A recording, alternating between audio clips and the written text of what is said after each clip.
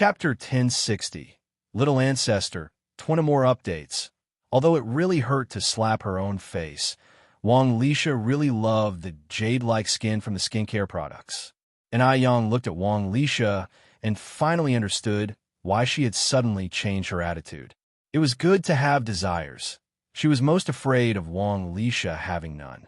Being able to win over someone's heart with just a box of skincare products was indeed a great deal.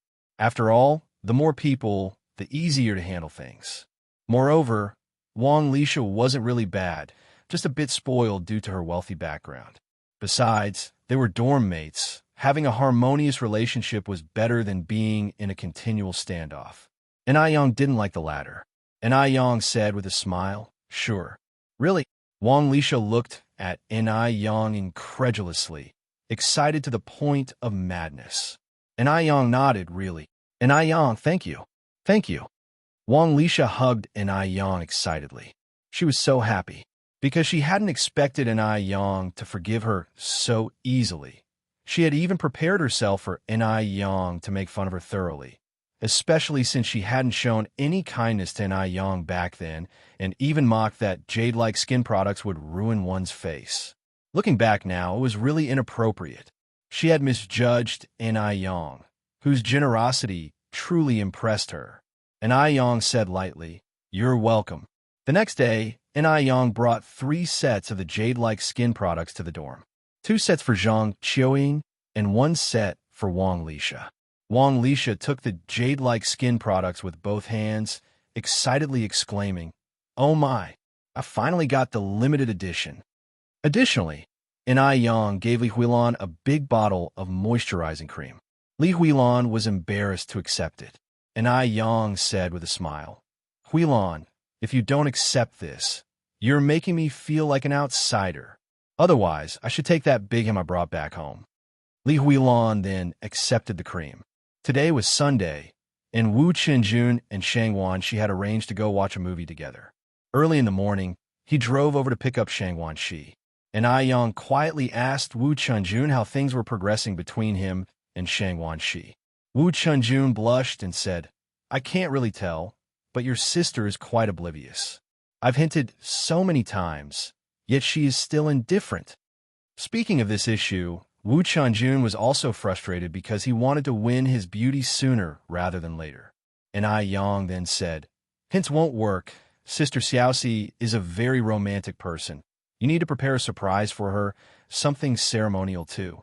Why did Zuoling manage to win Shangwan Zai's heart before? It was because Zuoling was creative, ceremonial, and knew how to sweet-talk. Wu Chenjun trying to win Shangwan, she threw hints. Compared to Zuoling, Wu Chenjun was too straightforward. He had a kind of steel-like straightforwardness. One day during the new year, Yang whimsically did a popular futuristic makeup look for Shangwan Shi. When Wu Chenjun saw Shangwan Shi, he blurted out, "You didn't clean the sleep out of your eyes properly."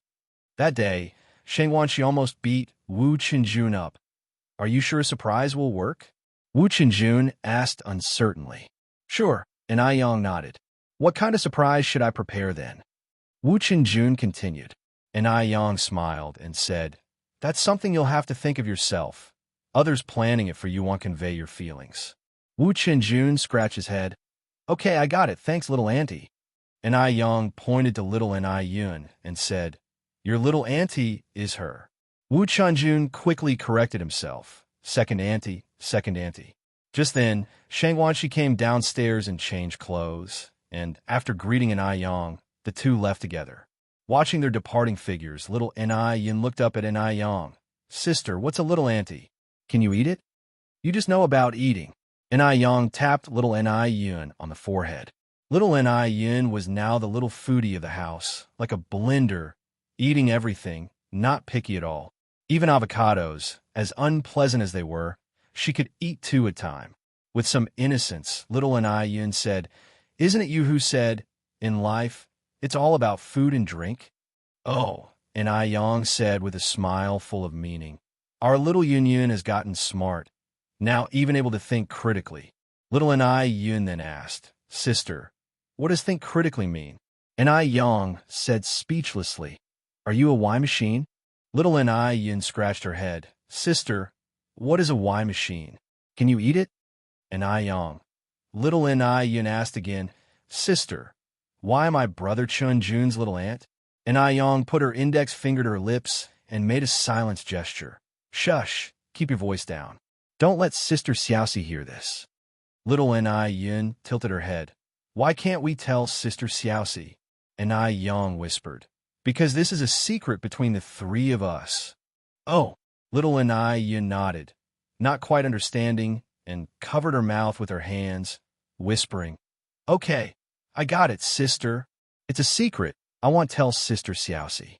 Just then, Duo flew onto little N.I. Yun's shoulder and, mimicking her earlier manner, tilted his head and asked, Sister, what is a little ant? N.I. Yang looked at Duo with a smile. Duo, do you want to know what fried burr means? Duo flapped his wings proudly. Oh, I'm so scared. N.I. Yang grabbed Duo, half squinting her eyes. Are you scared now? Duo flapped desperately. Help! Help! Silly cat, help! Someone's going to kill the bird. Just as she spoke, Depang charged over from afar, constantly meowing at N.I. Yang and scratching at her legs, as if to say if N.I. Yang didn't let Duo go today, it would cling to her forever. Meow, meow, meow. Duo maliciously said, Silly cat is so silly. N.I. Yang, this silly cat really was dumb, tormented by Duo every day, but now that Duo was in danger, it eagerly rushed over to save him. It seemed that cross-species friendships existed too. N.I. Yang released Duo. All right, you guys go play. No sooner had Duo gained his freedom than he pecked at Depang. Friendships can capsize in an instant, and Depang immediately flashed his claws, as if he'd wipe out Duo's entire lineage. After playing with the silly cat Depang for a while, Duo was nowhere to be seen. The lively streets of Beijing. Duo perched on the shoulder of a refined man in casual clothes. Little jerk, where are we going? We're going to eat, Du Chengfeng answered. Little jerk, I'm hungry.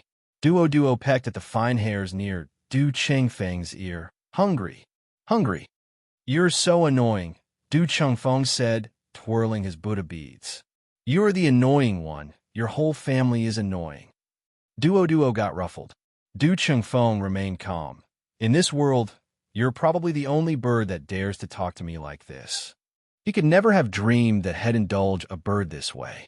Duo cheekily said, Because I'm your little ancestor. Du Chengfeng, little jerk, your little ancestor is hungry. Speak properly, Du Chengfeng commanded, his expression unchanging yet with a stern look in his eyes. If it had been before, Duo would have trembled with fear, but not anymore. Du Chengfeng, your little ancestor is hungry. Du Chengfeng, seeing that Du Chengfeng had no intention of grabbing the bird food, Duo coquettishly rubbed against his chin. Finally, Du Chengfeng took out fine-quality bird food from his pouch. Delicious. Wu Yinyun spotted Du Chengfeng from distance. But due to their previous encounters, she couldn't muster the courage to greet him. Looking at Duo on Du Chengfeng's shoulder, then at herself, Wu Yanyun's lips curled into a mocking smile. Had she really fallen so low that she was now inferior to a pet kept by N.I. Yang? How ironic. N.I. Yang was shameless, using a pet to flirt with Du Chengfeng. Just then, a dark shadow flew towards Wu Yinyun, an excited voice shouting, Yinyun! Yinyun! Previously, Wu Yinyun had visited the N.I. family many times, and when at their place, she had fed Duo, who was quite gluttonous. Thinking of coming over to greet her and surely being fed something delicious, Duo thought Wu Yinyun would be overjoyed. Wu Yinyun was initially startled, noticed Du Chengfeng nearby, and then smiled and greeted Duo. Hello, Duo. Hello, Yinyun. If there was one thing Duo was good at, it was mimicking quickly. Wu Yinyun continued, Duo, my home has delicious food. Visit sometime if you're free. Duo didn't catch anything else but the mention of delicious food and got terribly excited. Delicious. If you find any errors, ads pop up, ads redirect, broken links, non-standard content, etc. Please let us know report so we can fix it as soon as possible. Chapter 1061. She is like the moon surrounded by stars. Chapter 21. Wu Yinyan watched Duo with a smile that reached her eyes. But in reality, the happier she appeared on the surface, the more she hated Ni Yang in her heart. She hated everything about Ni Yang, including this beast. Just as Duo was about to say something more, the sound of Old Dust's voice filled the air. Duo, come here. Goodbye, Yinyan. Duo politely bid farewell to Wu Yinyan. Wu Yinyan waved her hand toward Duo. Duo flew straight to Old Dust's shoulder. You little rascal, I want to eat more. Old Du held Buddha beads in one hand while pulling out a brocade pouch with the other. Who was that just now? Yinyan, it was Yinyan. Wu Yinyan. Old Du frowned slightly, a hint of surprise flashing in his eyes. Duo ate a grain of birdseed. You can't be that rude. You must call her Yinyan. Listen, Duo. Old Du turned his head to look at Duo. From now on, you're not allowed to speak to Wu Yinyan, nor eat anything she gives you. Why? Duo tilted its little head as it looked at Old Du. Old Du glanced at the retreating figure of Wu Yinyan. No reasons, just don't. Oh. Duo nodded earnestly. Wu Yinyan went straight to a corner to hide, then peered secretly at the backs of Old Du and Duo, biting her lip tightly. Duo was a talking bird. This beast must have said many bad things about her in front of Old Du. Otherwise, Old Du wouldn't ignore her. A beast wouldn't badmouth someone for no reason. You would know without thinking that it must have all been taught by Ni Yang. It's too much. Ni Yang really is too much. She clearly knew that Wu Yinyan liked Old Du, yet she still did this. She was just opposing Wu Yinyan. Wu Yinyan wanted to find a place to cry her heart out, but she knew she couldn't cry. She couldn't admit defeat. She wouldn't lose. Wu Yinyan. Just then, someone patted Wu Yanyan's shoulder from behind.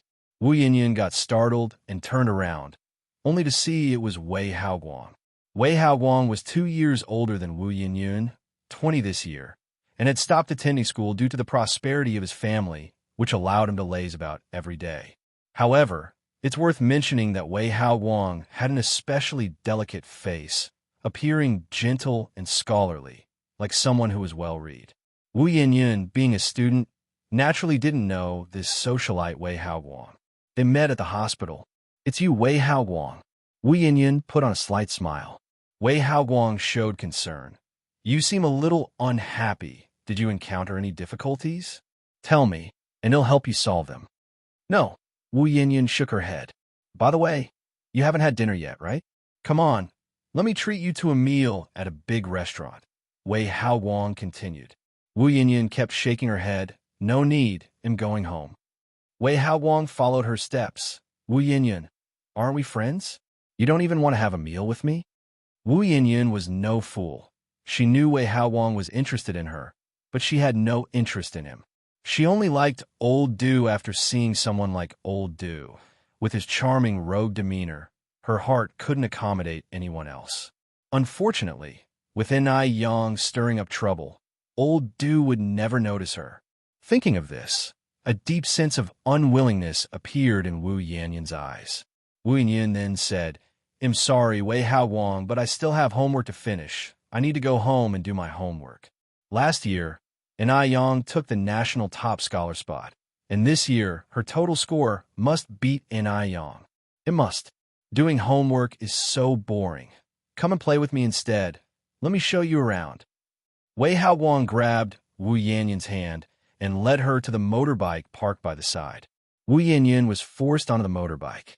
Wu Yanyan had ridden bicycles and been in cars, but this was her first time on a motorbike.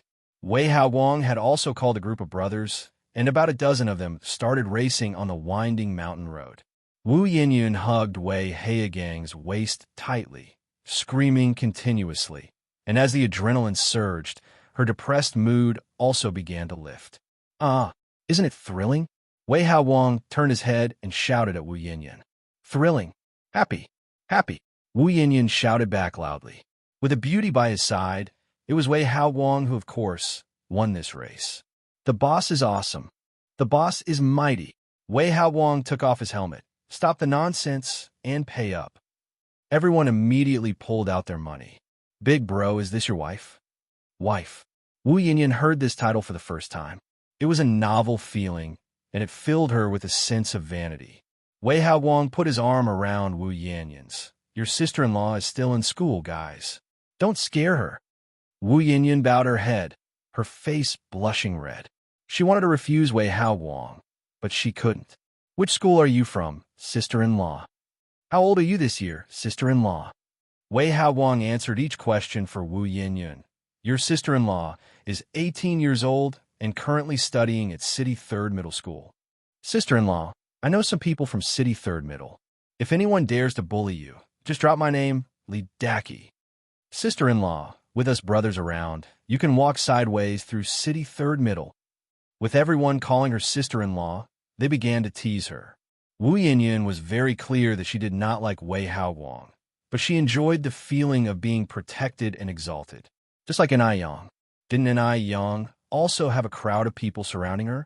They all said it. Her current life was thanks to Enai Yang. But now, without Enai Yang, isn't she still living a carefree life? What's so great about Enai Yang? In the future, she would live even better than Enai Yang. After the motorcycle ride, someone suggested they go get a drink. Wei Hao Wang was in a good mood today. Everyone enjoy your food and drinks to the fullest. The treat is on me today. Everyone immediately cheered.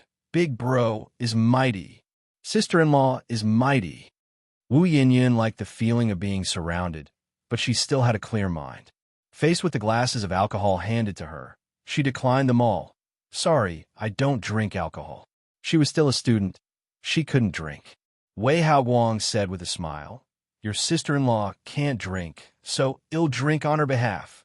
With all the commotion, it got late. When Wei Hao Wang dropped Wu Yinyan at the Wu family's home, it was already past 8 o'clock. As soon as Wu Yinyan entered the house, enrich said, Yinyan, you're finally back. If you hadn't come back, your dad and I were going to call the police. Wu Jinshu said, Yinyan, where have you been? You made your mom and me worry so long. Worry? Did they genuinely worry about a daughter who had no blood relation to them? They can secretly meet with Enai Yang, but she's not allowed to go out and have fun? Is that fair? Wu Yinyan put away the sarcastic look in her eyes. I was studying at a classmate's house. This will happen often in the future, so Mom and Dad, you don't need to worry about me. Hearing this, enrich and Wu Jinshu sighed in relief. Xiaoyun, although studying is important, safety is more so. It's already 8 o'clock, and it's not safe for a girl to be out. By the way, where does your classmate live? In the future, let your dad take you there. Wu Jinshu nodded. Right, your mother is right. Did they truly worry about her safety? Or were they just looking for an excuse to keep an eye on her? So, she didn't even have this much freedom? Wu Yinyan continued. No need, my classmate has a bicycle. She just rode me back on her bike, it's very safe. What is your classmate's name? Enrich asked with some concern. Suddenly, Wu Yinyan felt a wave of irritation. They had to control everything. Everything. At the Enai family, Enai Yang did whatever she wanted and nobody ever bothered her. But what about her? She was being watched by everyone. Was she a prisoner? Or in their eyes, would she never measure up to Enai Yang? Everything Enai Yang did was right. Everything she did was wrong. Suppressing her frustration, Wu Yinyan said, her name is Wang Fong. She lives on Bikrai Road. I'm going to my room to read now. Yinyan, aren't you going to eat? We've left some food for you on the table. Enrich continued. I've already eaten at Wang Feng's house.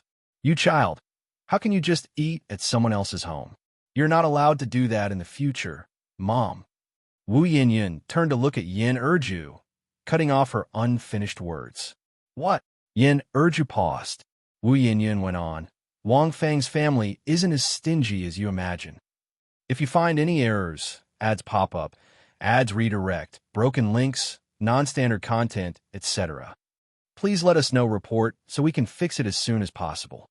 Chapter 1062, Gradual Change. Chapter 22, Wu Yanyan's words were heavy, laced with a hint of accusation. Once she formed an opinion of someone, everything that person did was wrong. Enrich was stunned. She just felt it was inappropriate to always dine at her classmates' homes. She hadn't expected Wu Yinyun to be angry again. Enrich sighed helplessly. Back in the room, Enrich said to Wu Jinshu, Xiaoyan has changed. She felt she was becoming unrecognizable. Wu Jinshu also sighed. The child is grown up. She has her own thoughts now.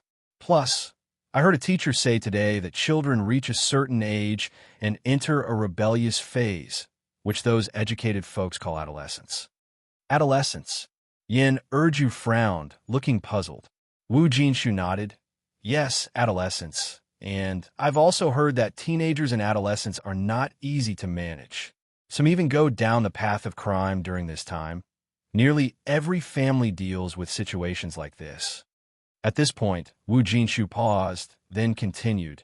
In the future, let's be a bit more relaxed with Yinyun, not question everything, and allow the child some personal space. Although Wu Jinshu was not literate and had a low level of education, he was a rare good father. He could tolerate all his child's flaws. Enrich continued, Adolescence, my foot. Where do these absurd theories come from? Why didn't I have an adolescence when I was young? Maybe you've forgotten, Wu Jinshu said. Enrich sighed. So when does this adolescence phase end? Wu Jinshu shook his head. I'm not quite sure about that. Enrich went on. But what if she's in adolescence all her life? A lifetime of adolescence. Wu Jinshu laughed. Urju, don't worry. Although I don't know when adolescence will end, it definitely won't last a lifetime. During this period, Wu Yinyun almost went riding motorcycles with Wei Haowang every day after school and gradually learned to drink. Late returns home had become the norm. Her parents and the Wu family still believed she was studying at a classmate's house. In mid-February, Liao returned from Shanghai. During this time, Liao had already arranged the store affairs in Shanghai. This trip, she was coming to transport the Ice Muscle Jade Skin products back to Shanghai. Liao hired a large truck for the job directly. Seeing this truck, Yang chuckled. Sister Yao Yao, how much Ice Muscle Jade Skin are you planning to haul back? Liao said, Beautiful. Just give me the stock. However much it is, I can sell it out. Through a promotion, Ice Muscle Jade Skin had already gained high popularity among the circles of ladies and socialites. Yang laughed. I just shipped a batch to M Country recently, and with the recent sales, our stock is not much now. How can this be? Liao frowned slightly and continued. Don't you have a large factory now? Can't keep up with the demand. Yang went on. The factory won't be finished for another half month. I estimate it can only start operating at the beginning of next month. Upon hearing this, Liao looked at Yang with a face full of disappointment. I thought the factory had already started operating. That's not so fast, Yang continued. But Sister Yao Yao, don't be disappointed. Although we don't have a lot in stock right now, it's still enough for you to sell. How much is there? Liao asked. Come with me to have a look. Yang led Liao to the warehouse. The warehouse was filled with piles of Ice Muscle Jade Skin, all very fresh, having been produced only recently. Liao continued, This isn't even enough for 2 days' sales. Yang went on, Limited editions are sold only at the beginning and end of the month. Including the basic ones, it should be enough for you until next month. Just hang in there for a while, and it'll be fine once the factory starts. All right, that's the only option now, Liao nodded. By the way, Yang, how much for these? Yang clicked on her abacus, 57,000 in total. Okay, we'll transfer it to your account from the bank when I get back. Trust the doubtful, doubt the trusted. Yang nodded, okay.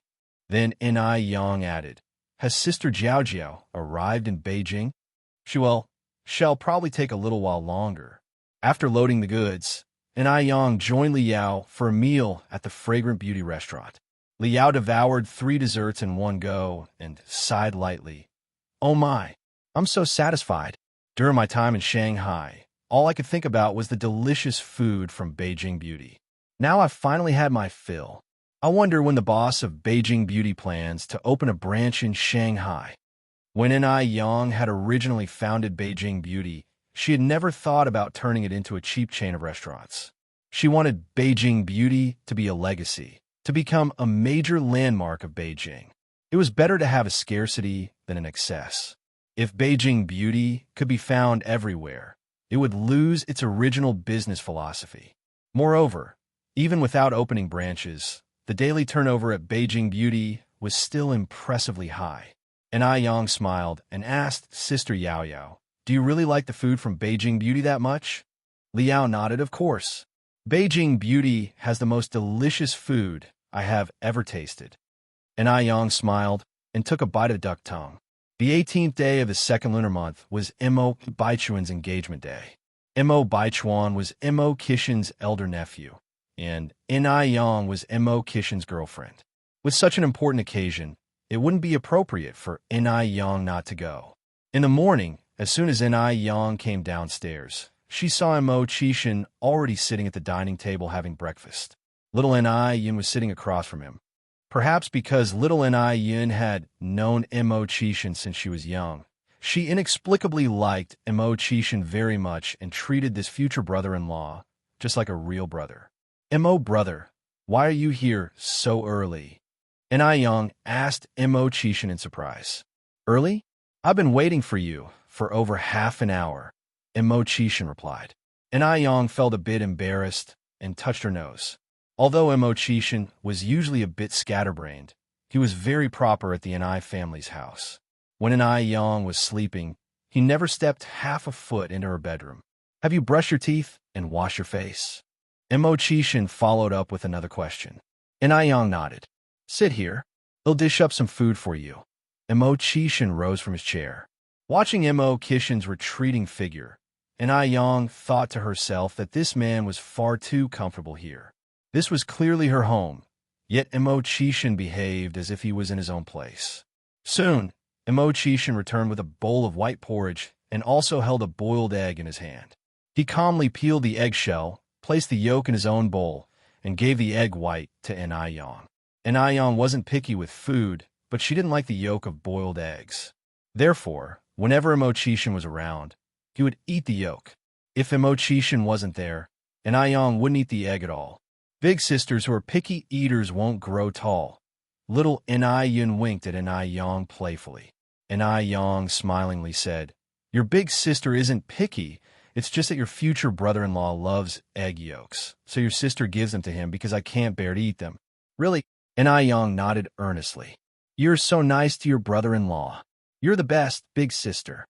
Little Yin exclaimed. Yang's lips held a smile. As the conversation ended, little Yin asked, "Big sister, are you happy now?" Yang nodded slightly, scooped a spoonful of white porridge in her mouth, and said, "It's all right. Big sister, can I have some candy?" At this, little Yin held up a small finger. "Just one piece." Yang shook her head with a smile. "No." "Why not?"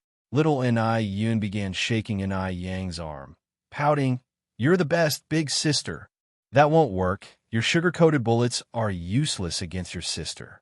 Little Yin turned her head to Mo Kishin. "Brother-in-law." Mo Kishin turned to look at Yang. "Looking at me is no use. Your sister is the boss here. I have to follow her lead." Little Yin's mouth quivered, and she burst into tears with a loud wah. "No candy means no candy. Crying won't change anything," Yang added. Little Yin sobbed and sniffled, saying, I like you so much, big sister. You really disappoint me." The poor little thing looked absolutely heartbroken. Yang found a tissue to wipe little Yin's tears and said, "What did big sister tell you before? Eating candy is bad for your teeth. If you always eat candy, little bugs will grow on your teeth. They will slowly burrow into the inside of your teeth and eat them away. Then our pretty little Yin will have to eat only soft food, like porridge and noodle mush. If that happens, you won't be able to eat delicious things like chicken, duck, fish, or big pancakes anymore. If you find any errors, ads pop up, ads redirect, broken links, non-standard content, etc., please let us know report so we can fix it as soon as possible." Chapter 1063, Mo Baichuan's Engagement, 23rd Update. Hearing this, little Yin covered her mouth in fear, No, I don't want little bugs to grow on my teeth. Then will you still eat candy? Yang asked. Little Yun hesitated, then asked, did great-grandma also lose her teeth to bugs because she ate too much candy? Yes. Yang nodded seriously. So Yun, from now on you can only have one candy a week. Otherwise, bugs will eat your teeth. So, will you listen to your sister from now on? I will. Little Yun nodded. Between candy and her teeth, Little Yun wisely chose her teeth. Just then, Grandpa Zheng walked in with a hoe. Yang, I thought I heard little Yun crying just now. Why was she crying? You should ask her yourself, Yang responded. Little Yun looked up at Grandpa Zheng. Grandpa, I won't eat candy anymore. Sister said that eating candy makes little bugs grow on teeth. Grandpa Zheng, who doted on Little Yun, chuckled, having one occasionally won't harm you. Little Yun held up one little finger. Sister said only one a week. Oh, our little Yun is so pitiful, Grandpa Zheng exclaimed.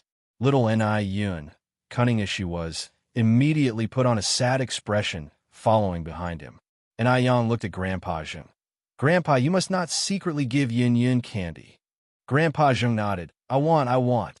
After breakfast, Yang and Mo Chishan left for the Mo family's house. Grandpa Zheng, not fond of going out, stayed home with little Yun, while Grandma Zheng and Grandma Shangwan had already gone in Shangwan Dihui's car. The engagement ceremony was held at the Mo family's villa. By 10 in the morning, many friends and relatives had already gathered at the Mo family's villa to offer their congratulations. Indeed, there were also those who came to watch the spectacle.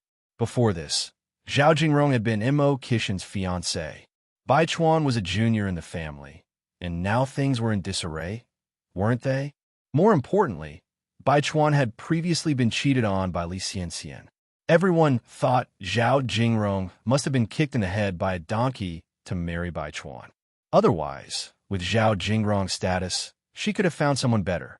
In fact, Zhao Jingrong's parents and brothers initially did not approve of her being with Bai Chuan. But after finding out that Bai Chuan was Mr. Mog, they had no more objections. That was the famous Mr. Mog. Marrying him was like a blessing cultivated over 3 lifetimes. Now let them laugh. Once they find out Bai Chuan is Mr. Mog, they'll be the ones surprised. By then, Zhao Jingrong would be the object of the whole city's envy. Zhao Jingrong, dressed in a red gown, and Mo Chishan stood at the entrance to greet the guests. Mo Chishan gently held on it Yang as they walked over. Uncle Lu, Miss and I, Zhao Jingrong was in a great mood today, all smiles. After all, the man standing next to her was a well-known figure. Soon, she would be his fiancée, his companion. Bai Chuan watched the two approaching. He felt it was utterly blinding. This worthless Uncle Lu was definitely not worthy of Yang. Yang would never fall for such a man. Yang must be truly heartbroken today, especially since he was getting engaged to Zhao Jingrong. But heartbreak was useless now. He had given Yang a chance, and it was she who did not seize it properly. She couldn't blame anyone else. Bai Chuan squinted his eyes, subtly observing every minute expression on Yang's face. Yang, as usual today, wore a cheongsam and a coat. The plain cheongsam paired with a deep blue coat emanated an indescribable vigor. Yang handed a prepared red envelope to Zhao Jingrong. I wish you love that endures through the years. May you know each other as intimately as ever, and may you bathe in the river of love for the rest of your lives. Thank you. Zhao Jingrong accepted the red envelope, then responded, I also wish that you and Uncle Lu soon achieve harmony and enter the palace of marriage. Yang smiled and thanked her. Then she and Mo Chishan walked inside. Bai Chuan slightly frowned. He felt something was off. From the beginning to the end, Yang's face showed not a hint of sadness. Seeing the person she loved get engaged to another woman, could she really feel nothing? Or was she suppressing her own feelings? Actually, deep inside, she had already fallen apart. After all, Yang was the best at acting. Yes, that must be it. In the hall, Mo Baichuan's parents were hosting important guests. Mrs. Mo was chatting with Mrs. Shangwan and Mrs. Zheng. Shangwandahui was strolling in the Mo family's garden with Enai Tsawa. Apart from the relatives of the Mo family, the relatives from Zhao Jingrong's family were also in the hall. Today, Mo Baichuan and Zhao Jingrong were the protagonists, so Mo Qixin didn't need to entertain guests. So he took Enai Yang upstairs to play games, planning to come down for dinner when it was time. As Mo Baichuan made several rounds in the hall and failed to see Enai Yang, he became more convinced that Enai Yang must be feeling terrible inside. Without even thinking, he knew Enai Yang must have secretly hidden in a corner to cry. She brought this on herself. She didn't deserve any sympathy. Mo Baichuan indifferently withdrew his gaze and, urged by Zhao Jingrong, went with her to attend to Zhao family's relatives. The engagement party was very smooth. Enai Yang and Mo Qixin didn't come downstairs until it was time to eat. The Mo family was thriving, and during the meal, Song Beicheng brought a group of younger family members to toast. Enai Yang actually had a good tolerance for alcohol, but Mo Qixin wouldn't let her drink, blocking all the shots taken by the juniors. His originally pale face warmed with hints of ruddy color. His whole demeanor took on a more lively charm. Enai Yang quietly tugged at Mo Qixin's hand. "Brother Mo, you've had too much. I know my limits. I won't overdo it." Mo Qixin whispered close to her ear. "Actually, I can hold my liquor pretty well, too," Enai Yang said. Hearing this, Mo Qixin's expression darkened slightly. "Nonsense. Why should a girl be drinking at all? What about you then? My tolerance should be better than yours. In my previous life, I once drank over a liter of vodka and didn't even feel dizzy." Mo Qixin's eyes deepened, the scent of alcohol warm as it evenly floated to Enai Yang's ear. "Do I look like I can't handle it?" Enai Yang. She suspected that Mo Qixin was flirting, but she had no proof. Their interaction was all caught by Mo Baichuan across the room. Upon seeing this scene, Mo Baichuan's face turned sour. What was Enai Yang doing? Was she doing this on purpose for him to see? Did she think he liked her that much? Then she was really overestimating herself.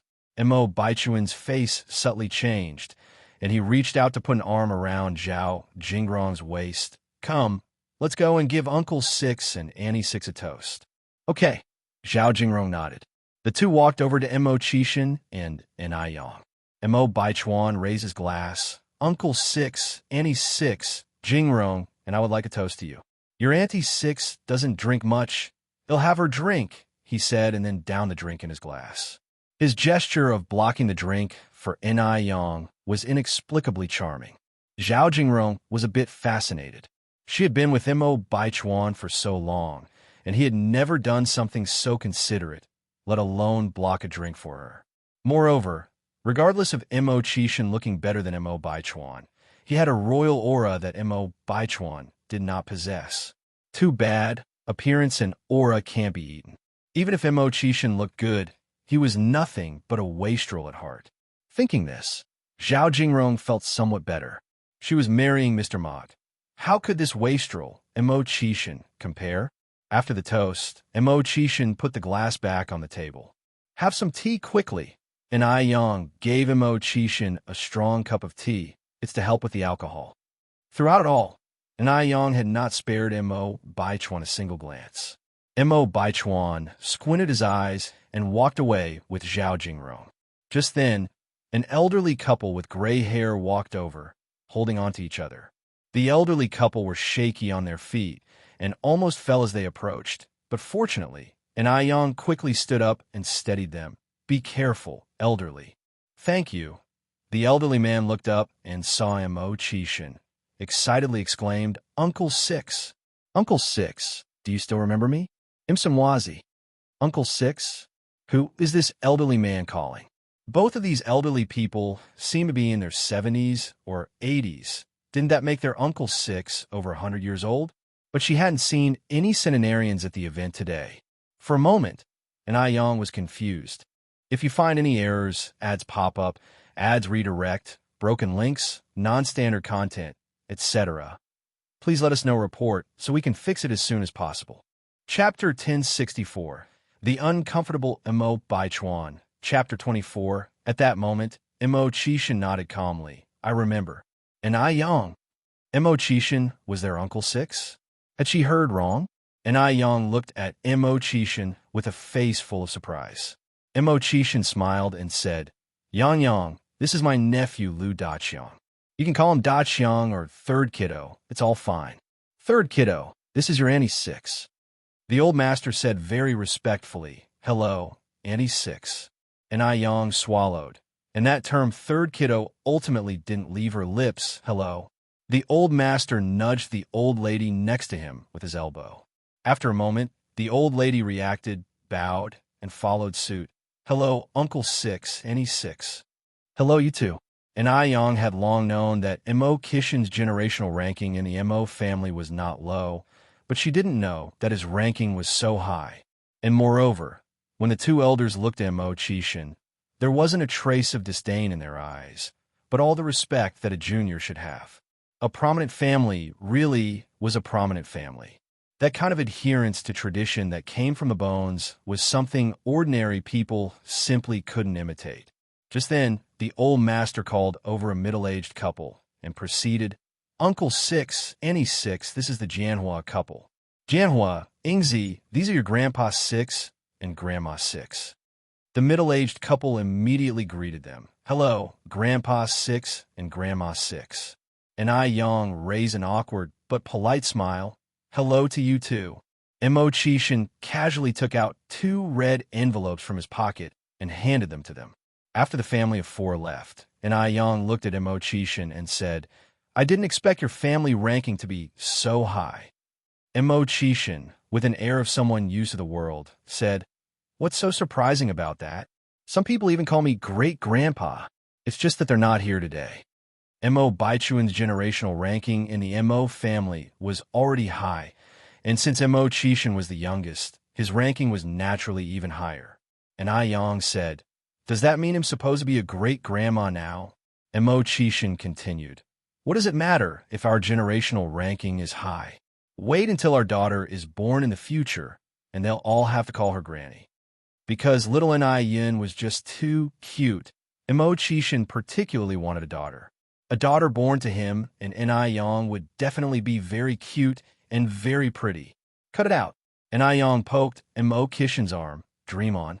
Mo Chishan, slightly tipsy, wrapped an arm around N.I. Yang's shoulder. Yang, let's have a few more daughters in the future. Right now, there's a family planning policy. Each family can only have 1 child. N.I. Yang reminded him. Then shall we immigrate to another country? Mo Chishan suggested. No. N.I. Yang said, Born a Chinese, die with the soul of a Chinese. I am firmly against changing nationality. N.I. Yang aspired to earn a hefty sum from foreigners for the Chinese skincare industry, and to stand up for it. How could she possibly consider immigration? She was Chinese. Why would she contribute to another country? That was just impossible. All right then, if you don't move, I won't move. In the future, you'll call the shots in our family. Actually, Mo Chishan had no intention of immigrating either. He just said on a whim, Big brother Mo, you've had too much to drink. They'll help you upstairs to rest. I haven't had that much. Let's go. And I Yang greeted the others at the dining table and then supported Mo Chishan as they headed upstairs. Do you need any help, little auntie? Song Beichang came over to ask. With one hand around Mo Chishan's waist and the other gripping his hand, and I Yang said, Thanks, but there's no need. I can manage on my own. Are you sure you can handle it? Song Beichang expressed his doubts. Mo Chishan was nearly 190 centimeters tall. Though not fat, he was still a big man. Mo Chishan was honestly worried that N.I. Yang wouldn't be able to carry him. N.I. Yang laughed and said, Piece of cake. Are you sure you don't need help? Dear nephew. N.I. Yang looked up at Song Beichang. I am sure and certain that I don't need your help. Go play over there. Go play over there? Did N.I. Yang just treat him like a 3-year-old child? Song Beichang scratched his head. During their conversation, N.I. Yang had led Mo Chishan to the stairwell of the 2nd floor. This convinced Song Beichang. It seemed N.I. Yang truly was capable. As Song Beichang watched the backs of N.I. Yang and Mo Chishan, another person was also watching. This person was Mo Baichuan. Mo Baichuan, narrowed his eyes, and the expression at the bottom of his eyes didn't look good. He could no longer distinguish when Ni Yang was pretending and when she was not. Could it be that Ni Yang watched him in Zhao Jingrong's engagement without feeling a thing? Could it be that she had to wait until he and Zhao Jingrong got married before she came to steal the bride? Mo Baichuan exhaled softly. Ni Yang took Mo Qishan straight to the third-floor room and then made him a cup of honey water. Honey water, it sobers you up. Mo Qishan obediently took the cup and drained the honey water in one gulp. Do you want more? Ni Yang asked. No, thanks. Just then, Mo Qishan suddenly reached out, hugged Ni Yang, and pressed her onto the sofa. Feeling his unusual behavior, Ni Yang pushed him. Brother Mo, you're drunk. Don't move. Let me hold you for a while. Mo Qishan's tone was deep. After quite some time, Mo Qishan finally let her go, stood up, and walked to the side. Brother Mo, where are you going? I'm going to the restroom, Mo Qishan answered. Do you need help? Ni Yang asked absent-mindedly. Upon hearing this, Mo Qishan's steps halted, and he turned to look at Ni Yang. The depth of his eyes seemed like a concentrated ink that had not spread. His tone was low. Are you sure? Only then did Ni Yang realize what she had said, and her ears blushed furiously, abandoning the cup, and she walked downstairs. I'll go check downstairs. Mo Qishan let out a light chuckle, pulled open the bathroom door, and soon there was the sound of splashing water from inside. Downstairs the guests were still in abundance. Aunt, why did you come down alone? Where's my uncle? Song Beiqing saw Ni Yang coming down from upstairs and asked with concern. He drank too much and is lying in bed now, Ni Yang said. Song Beiqing nodded. I see. Actually, since a moment ago, Song Beicheng had found it quite strange. Mo Qishan used to have a very good alcohol tolerance. So how'd he get drunk after just a few drinks today? Aunt, when do you plan to get the formalities done with my uncle? Song Beiqing inquired. What formalities? Ni Yang hadn't quite caught on. Just then, Mo Baichuan, who happened to be holding a wine glass, overheard the conversation. Hearing Ni Yang's tone, it seemed that she had no intention of being together with Mo Qishan. He knew it. The reason Ni Yang was with Mo Qishan was all because of him. In this way, on the day of his and Zhao Jingrong's wedding, Ni Yang was sure to show her true colors. With this thought, Mo Baichuan's originally gloomy heart suddenly brightened. The formalities with my uncle, of course. Song Beicheng continued. When are you planning to have the wedding? Ni Yang smiled. Oh, that. There's no rush. Let's talk about it after I graduate.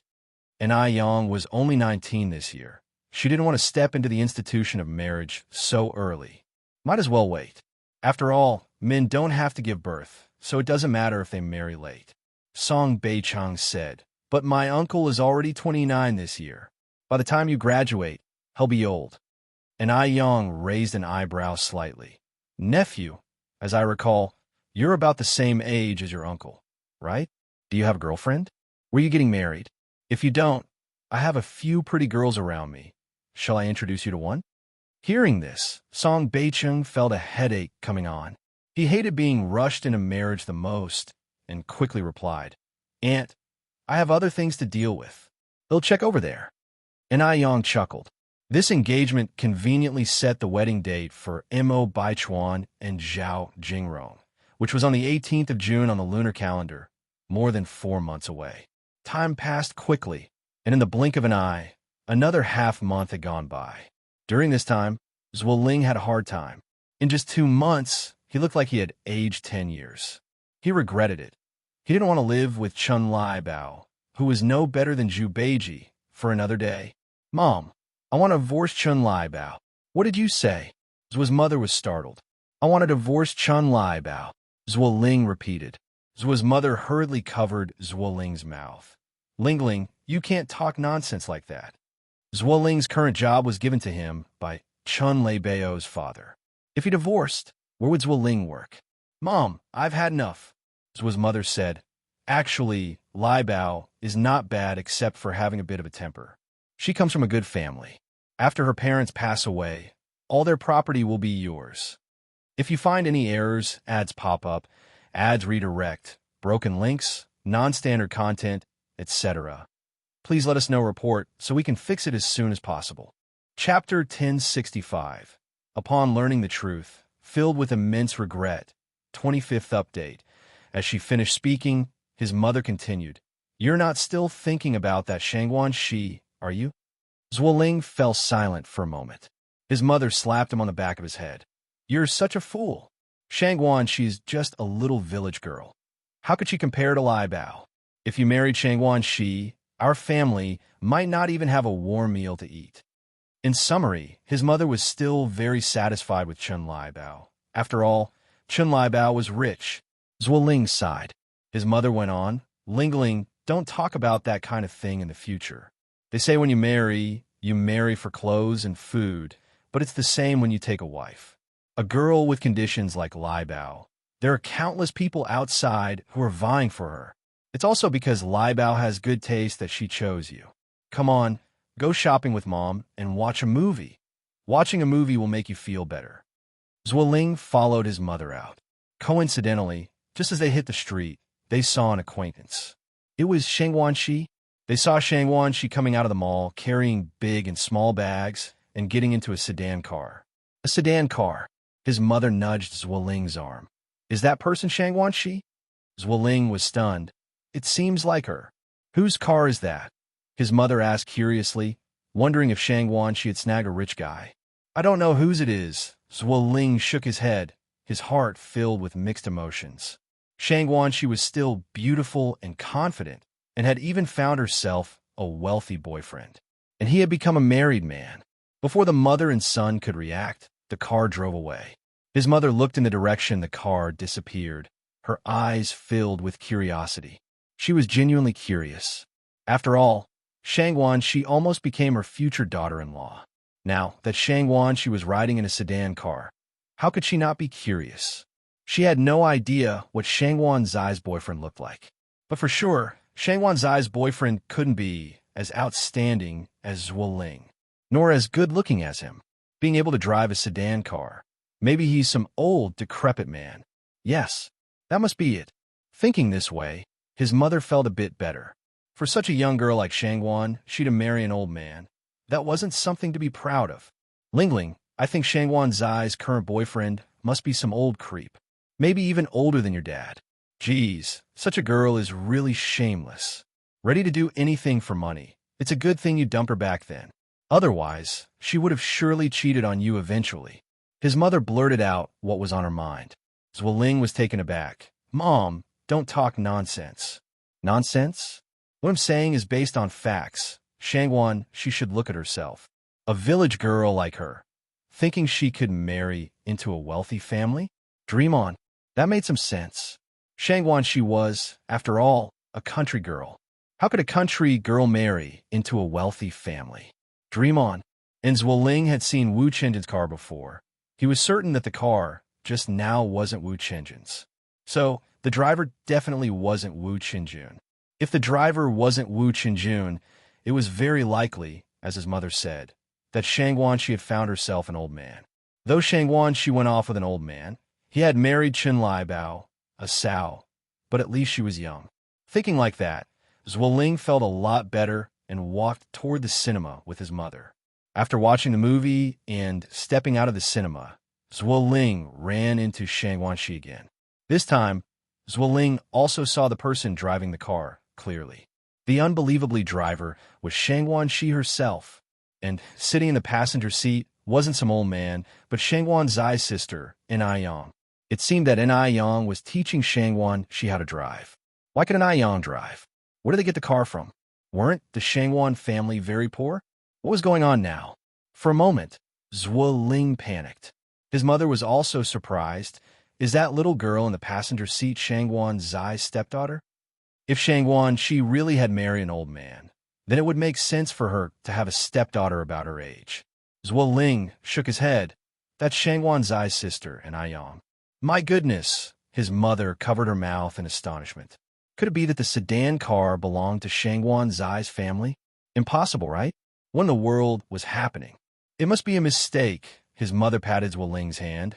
Even though Shangguan Shi was driving, it doesn't necessarily mean the car is hers. Maybe it was given to her by that old man.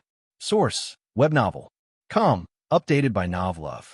Com. If you find any errors, ads pop up, ads redirect, broken links, non-standard content, etc., please let us know. Report so we can fix it as soon as possible. Chapter 1066. Upon learning the truth, filled with immense regret. 25th update, _2. Really, Zwilling's feelings were extremely complicated now. Thinking back to what he had seen at the Ni family last time, he felt as if he had missed out on a gold mine. Madame Zwa nodded. Yes, that's definitely it. Come on, Lingling, let's go to the bank. We need to pay Annie Zhou her salary tomorrow. Madame Zwa dragged Zwilling to the bank. Just at that moment, they ran into Shangwan Su leaving the bank. He was looking down and saying something to the assistant behind him, clearly a high-ranking leader. Zwilling was stunned again. Shangwan Shi had mentioned that Shangwan Su worked at the bank, and Zwilling thought he was just a menial worker, but it didn't seem so now. Could a menial worker have such an air about him? What's wrong, Lingling? Madame Zwa tugged at Zwilling's sleeve. Zwilling swallowed hard. The person walking in front is Shangwan Zai's older brother, Shangwan Su. Shangwan Zai's older brother? Madame Zwa looked up. Shangwan Su also heard the noise and looked over here, then quickly averted his gaze as if the Zwa mother and son were mere ants. Seeing this, Zwilling felt extremely upset. After all, Shangwan Su had been quite polite to him when they met the parents that night. Madame Zwa, holding Zwilling's arm, said, "If Shangwan Zai's brother works at the bank, then the people there must surely know the Shangwan family situation. Let's go and inquire." Zwilling was pulled by Madame Zwa into the bank lobby. While withdrawing money, Madame Zwa took the opportunity to ask, "By the way, does that young man named Shangwan Su work at your bank?" The teller smiled and said, "Shangwan Su is our bank manager." Manager? Hearing these two words, the Zwa mother and son were completely stunned. What's the concept of a manager? Ordinary people find it very difficult to become even clerks at a bank. And if a family has a bank manager, he must be the pride of the entire family.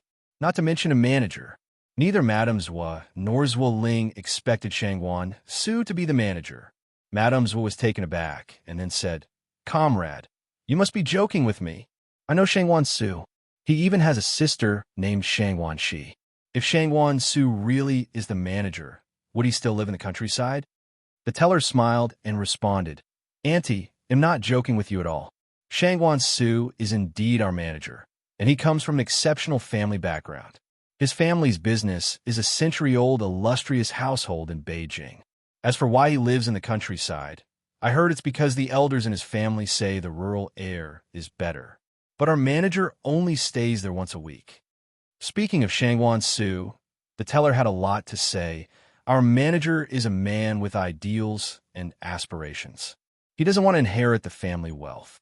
I heard that in the future, the Shangwan family's property will all be left to his sister, Shangwan Shi. However, his sister is an outstanding girl too. She is currently learning at the Mingming Group to take over the family business, and it won't be long before she takes charge. Boom!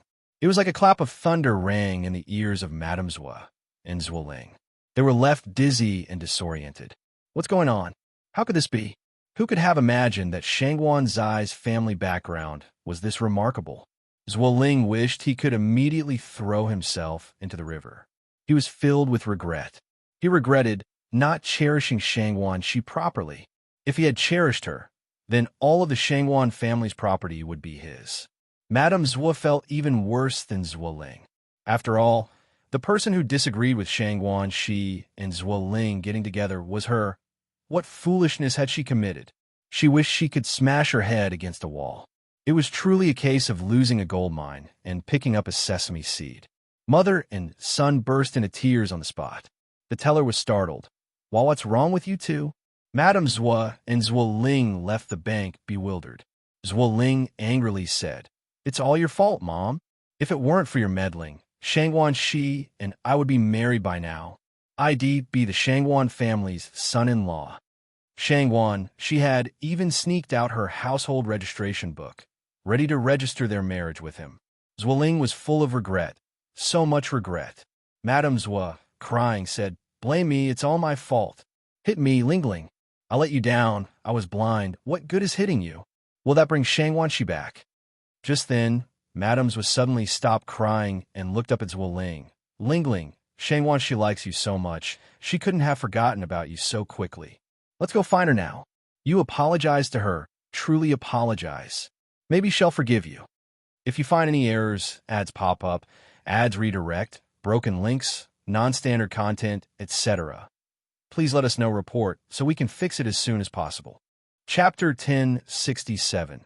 Upon learning the truth, filled with immense regret, 25th update, _3. Upon hearing this, Zwiling's eyes lit up. 3 years of feelings for Shang Wanshi. Maybe she really would forgive him? The mother and son hurried back to the spot they had been at, and luckily, Shang Wanshi and Ai Yang were still there. "Xiaoxi, my good child, why are you here?" Zhua's mother approached and tapped on the car window, looking urgently at Shang Wanshi.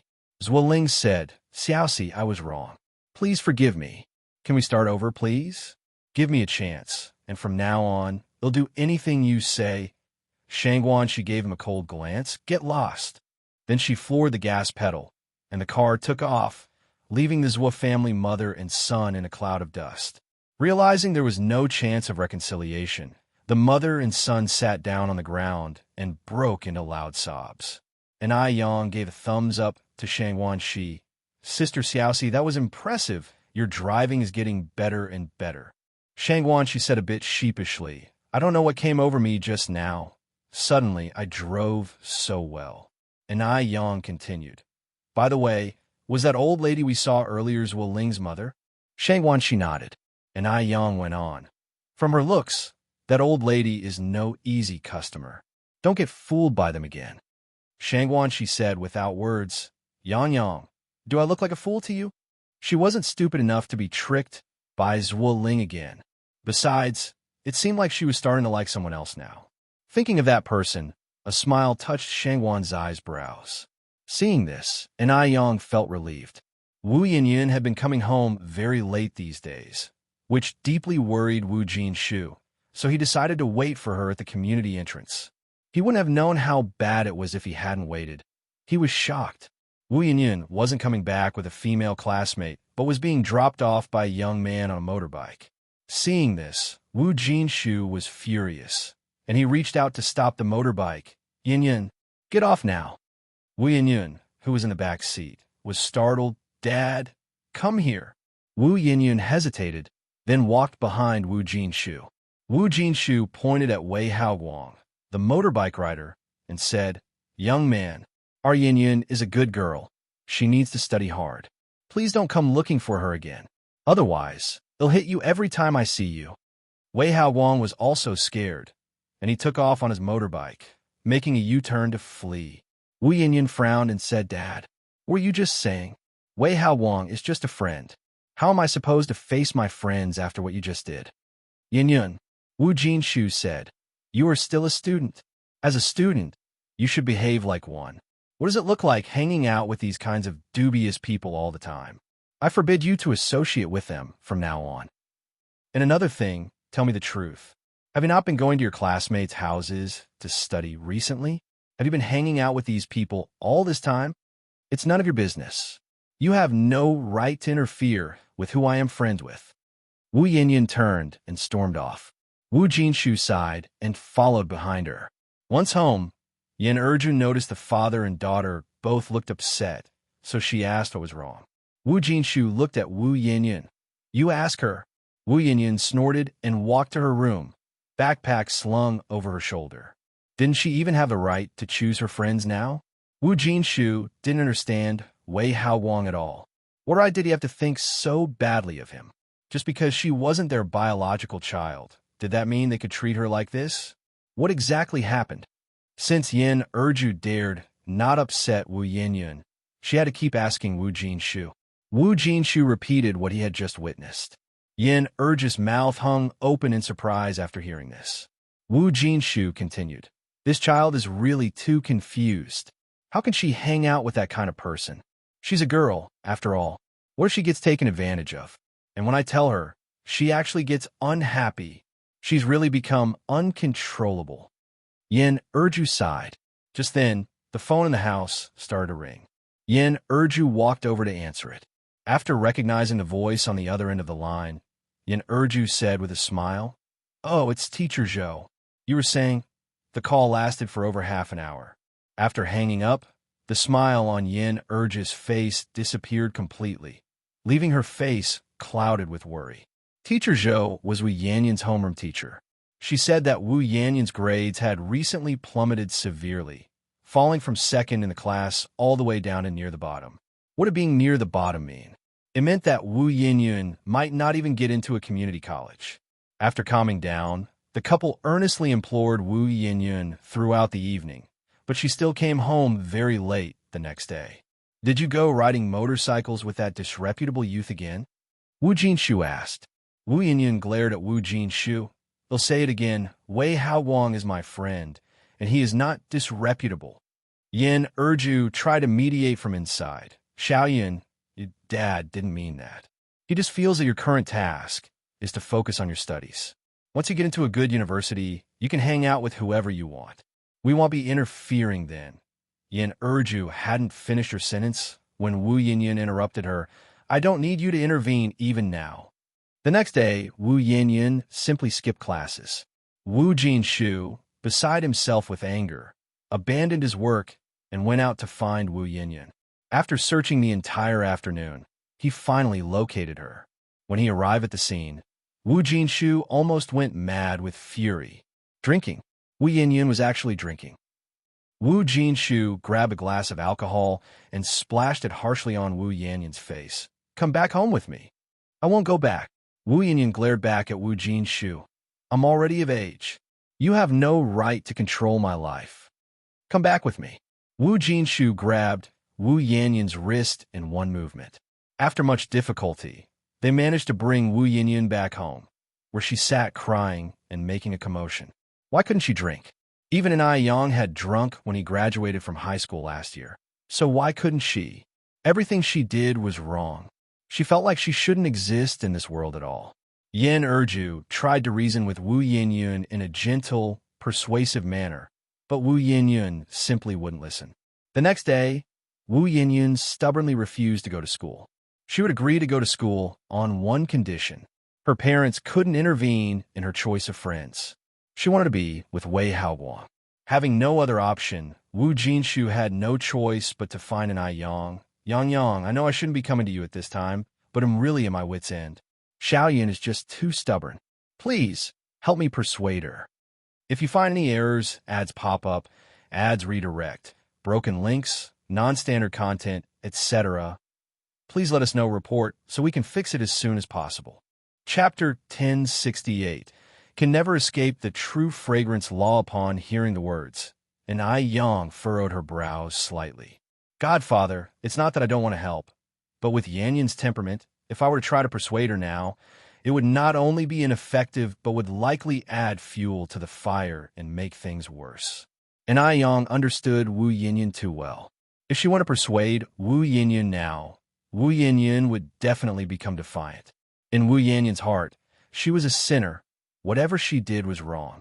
So it was not appropriate for her to appear in front of Wu Yanyan at this time. Wu Jinshu was silent for a moment. Upon reflection, what Yang said made a lot of sense. Wu Yanyan hated Yang so much now that if Yang stepped in, it would likely only make things more severe.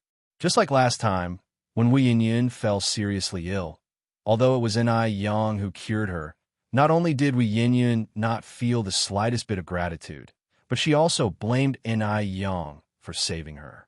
With this thought, Wu Jinshu sighed. "I wasn't thoughtful enough."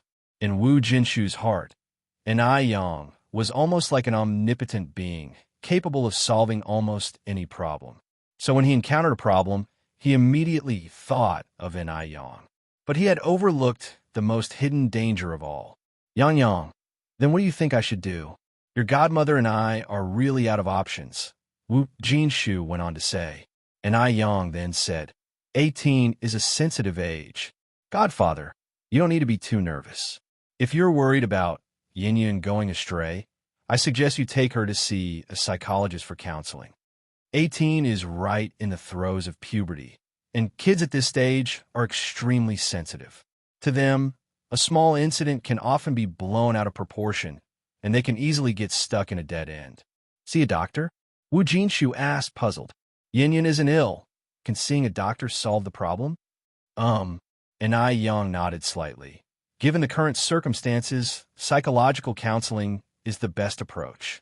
Psychologists are different from regular doctors. Psychologists are also consultants who use therapy to deal with psychological issues. Right now, Yin just can't get past the psychological barrier. All right, he'll go back and discuss it with your godmother. And I Yang continued. I happen to know a very authoritative foreign psychologist. If you decide to bring Yin there, I can give you his contact information. Okay. After Wu Jinshu went back, he discussed the matter with Yin Erju. Yin Erju trusted I Yang completely. Since I Yang had suggested it, it must be right. Then let's take Yin to see him tomorrow, Yin Erju said. Wu Jinshu put his hat back on his head. Since you agree, he'll go get that psychologist's contact information from Yang right now. The treatment you receive at the hospital can be entirely different if you know someone from if you don't. Then hurry back, she said. Wu Jinshu went to the Ni family in the dark. After hearing about the situation with Wu Yinyun, Ni Sohua sighed. Although she had already decided to disown this daughter, seeing Wu Yinyun in such a fallen state now made her somewhat sad. The next day, the Wu family couple planned to take Wu Yinyun to the hospital. When Wu Yinyun heard that her parents were going to take her to see a doctor, she became extremely emotional. Why take me to the hospital? I'm not sick. How absurd. Completely absurd. Wu Jinshu said, Yinyun, listen to me. This psychologist is for counseling, not like a doctor who treats illnesses and performs surgery. So what you're saying is I have a psychological problem? Wu Yinyun retorted. What's wrong with my mental state? In your eyes, am I some kind of lunatic? Ridiculous. Truly ridiculous. So in the eyes of her parents, she was just a lunatic who needed to see a doctor. Wu Jinshu immediately explained, No, Yinyun, nobody is saying you're a lunatic. We just think that you need some psychological counseling. Yin Erju also followed up with an explanation. Yinyun, just listen to your mom and dad this one time. You're still a student, but what kind of student doesn't go to school? Isn't that a psychological issue? Wu Yinyun then said, It's something Ni Yang instigated again, isn't it? Did Ni Yang tell you to take me to the hospital? Who else but Ni Yang would do such things? Ni Yang just couldn't bear to see her doing well. It was deliberate. If you find any errors, ads pop up, ads redirect, broken links, non-standard content, etc., please let us know report so we can fix it as soon as possible. Chapter 1069 Can Never Escape the True Fragrance Law _2. Wu Jinshu said, It's not Yang. This matter has nothing to do with Yang. It was something I heard from others. They said you need to see a psychologist. A psychologist can guide you through it, and you can then untie your heart knot. And Yang had thought it through carefully. If Yang had come with him today to persuade Wu Yinyun, given Wu Yinyun's current condition, things would have definitely gotten worse. It was usually okay not to mention Yang, but the moment Yang and the Ni family were brought up, Wu Yinyun would change completely, utterly unrecognizable. Thankfully, Yang didn't come today. Under the current circumstances, Wu Jinshu could only deny that Yang had anything to do with this matter. Wu Yinyun continued, It is Yang. Stop trying to fool me. Do you really think I'm an idiot? Yin Erju sighed. Xiaoyan, stop being so stubborn. Let's go to the hospital. I won't go. I'm not sick. Making her go to the hospital to see a doctor out of the blue. Yang was clearly up to no good. She was doing it on purpose. Yang told me to see a doctor. Why doesn't she go herself? Yin Erju said, Yinyun, why do you always have to drag Yang into everything? This really has nothing to do with Yang. It's her dad and I. We want to take you to the hospital ourselves. Not Yang. Wu Yinyun angrily said, Do you dare swear it's not Yang? If it is Yang, may lightning strike me dead. Erju was stunned. Wu Jinshu was an atheist and immediately raised 3 fingers to swear. Fine. I swear, if it's En Yang, may lightning strike me dead.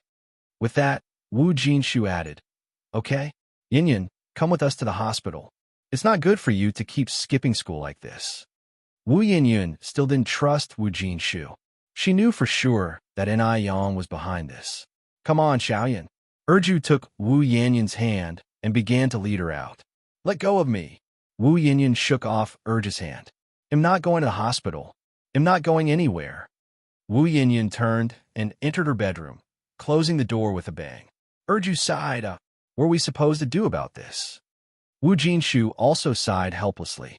Yin, please open the door. Wu Jinshu knocked on the door. Your mother and I, we have no other intentions but to take you to see a psychologist.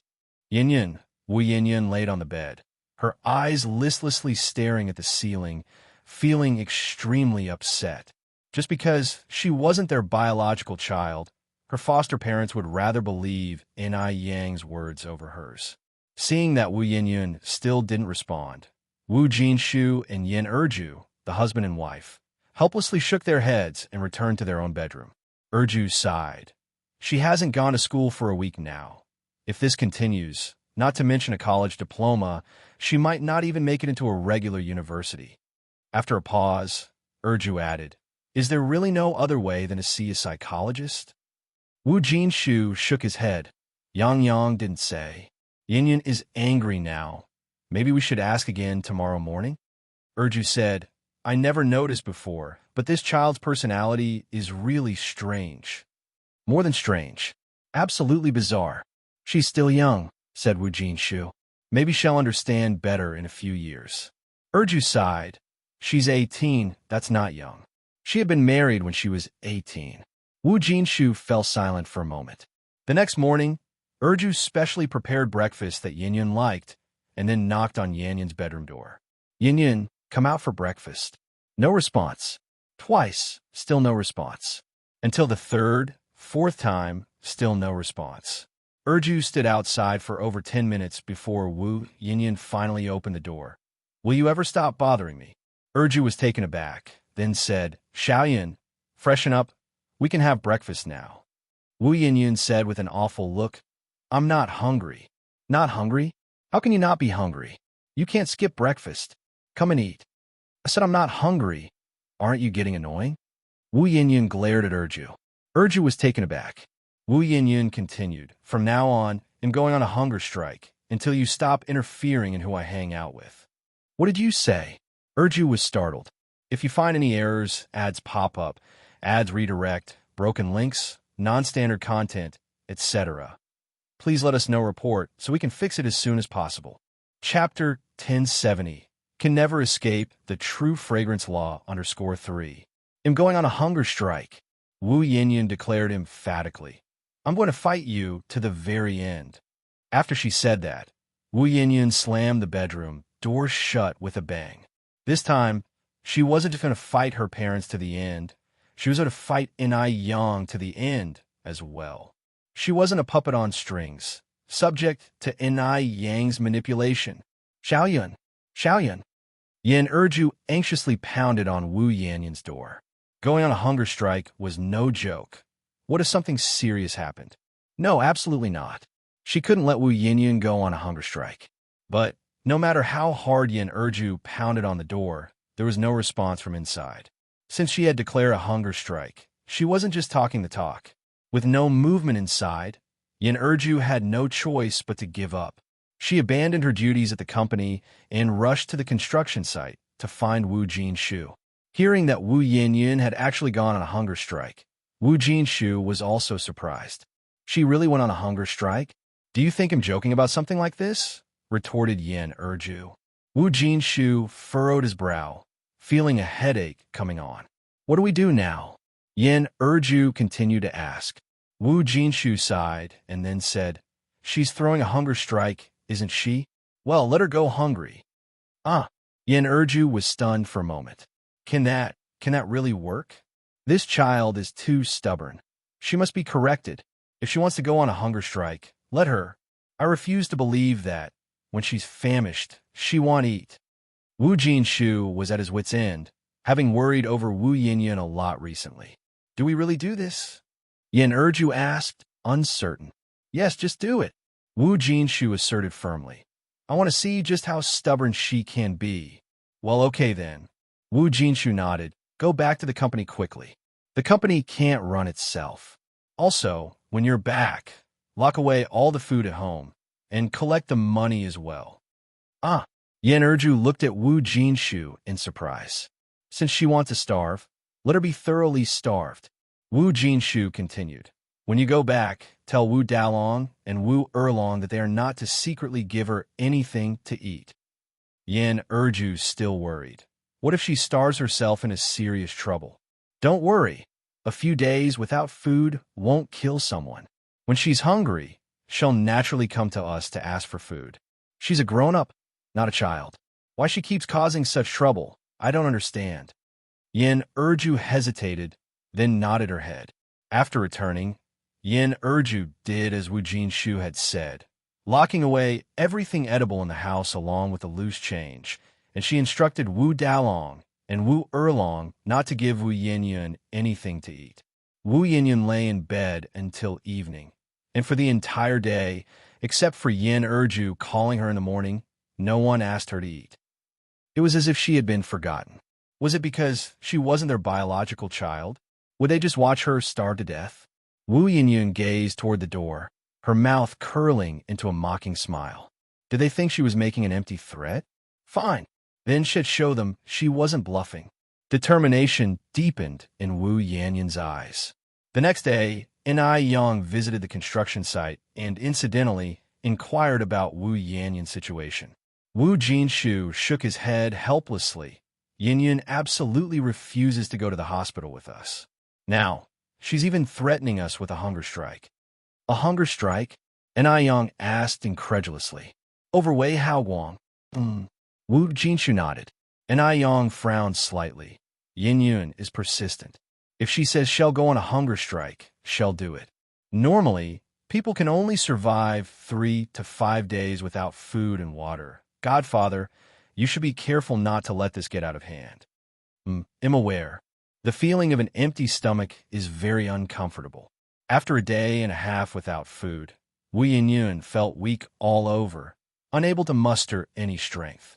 Even her normally healthy, rosy lips had turned paper white and were flaking. She felt dizzy to death. She could barely lift a finger. Yet in that day and a half, there was no sign of anyone at home. Could it be that they really intended to watch her starve to death? Yin Erju and Wu Jinshu were honest people. They didn't have that many schemes. The person behind this idea was undoubtedly N.I. Yang. N.I. Yang would be happy to see her starve sooner. In the living room, Yin Erju voiced her concerns. Xiaoyan has gone a day and night without food already. If this continues, can she hold out? If you find any errors, ads pop up, ads redirect, broken links, non-standard content, etc., please let us know report so we can fix it as soon as possible. Chapter 1071 Can Never Escape the True Fragrance Law _4. Wu Jinshu was also somewhat apprehensive, but he wanted to change Wu Yanyun's stubborn nature. Wait a little longer. Yin Erju sighed. Wu Dalong and Wu Erlong were good kids. Seeing their sister so hungry, they quietly went around to the back of the house. Knocking on Wu Yanyun's window, Big sister, it's us, we've brought you something to eat. Wu Yanyan opened her eyes, looked towards the window, then struggled to sit up from the bed, step by step, feeling groggy as she walked over to the window. It took her a lot of effort to open it. Big sister, these are meat buns we secretly took from the kitchen. You should eat them quickly. Wu Dalong took out 3 meat buns from his embrace, and Wu Erlong cautiously handed over a cup of warm water. Wu Yinyun weakly looked at them, her eyes filled with mockery. Did N.I. Yang send you here? Is this also part of her plan? It must be N.I. Yang.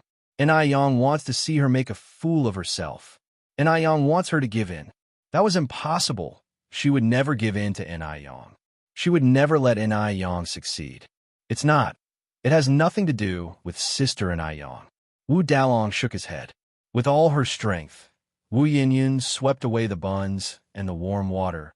I don't need your sympathy, nor your pretense. Since you too acknowledge Ai Yang as your sister, then don't consider me your sister anymore. The buns fell to the ground, and the water in the cup was all spilled on Wu Dalong. Wu Dalong's eyes turned red, ready to cry. Wu Erlong quickly tiptoed, reaching out to cover Wu Dalong's mouth. "Brother, don't cry, otherwise Mom and Dad will hear." Wu Dalong pursed his lips, holding back tears. Wu Yinyan slowly closed the window, and it took her a lot of effort again to lie down on the bed.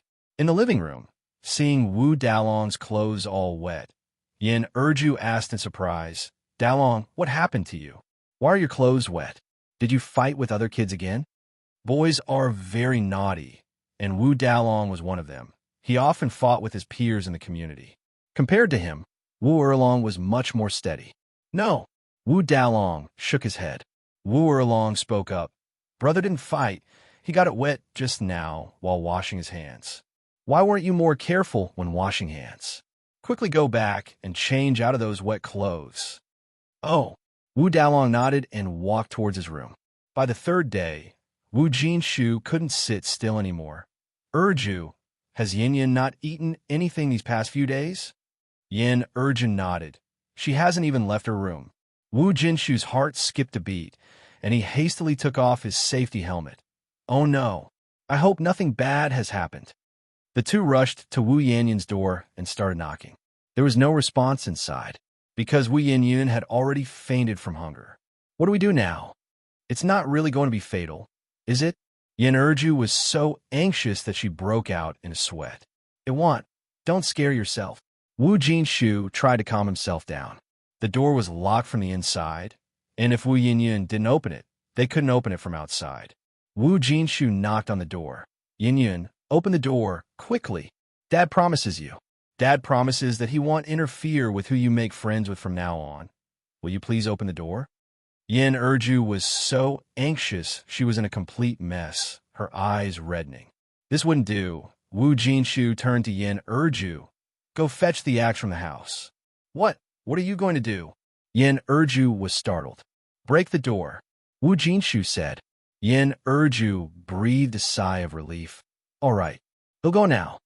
Soon, the axe was brought over, and Wu Jinshu smashed the lock open with a few strokes. Yin Erju rushed in. "Xiaoyan." Wu Yinyun was lying unconscious on the bed. "Call 120. Quickly dial 120. Wu Jinshu ran out in a fluster. The ambulance arrived quickly, and luckily, Wu Yinyun didn't have any serious problems. After receiving the nutrient solution, she regained consciousness. "Xiaoyan, why are you so stubborn?"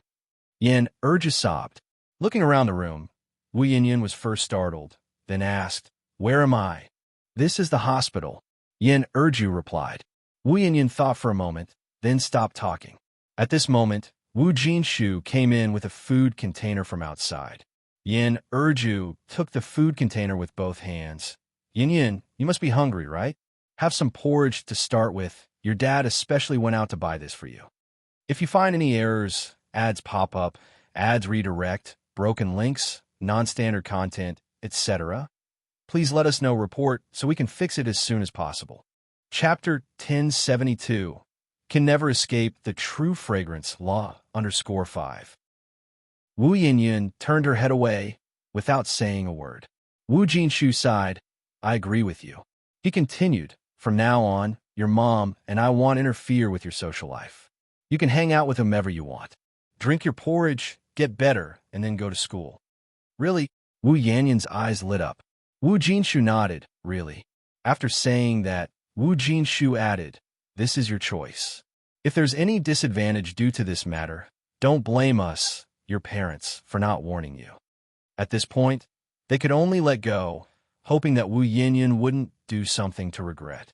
Wu Yanyan nodded. "Dad, don't worry, I understand. It's good as long as you are aware." Yin Erju scooped a spoonful of porridge to Wu Yanyan's mouth. "Eat up." Wu Yanyan then opened her mouth and ate the porridge. Days went by, and soon it was the day the factory was completed. To celebrate and to seek good fortune, Ai Yang bought a lot of firecrackers and fireworks, and also set up more than 50 tables in a banquet in the village. To ensure the quality of dishes, N.I. Yang specifically chose 5 chefs from the top kitchen of the country's famous restaurant. The celebration lasted 3 days, and then the factory officially started operations. Including 12 security personnel, there were over 400 people in the factory, but the dormitory was only 1/3 full. The dorms were of 2 types. One was a 6-person room, similar to school dorms, with beds above and storage below. There was also a room for couples.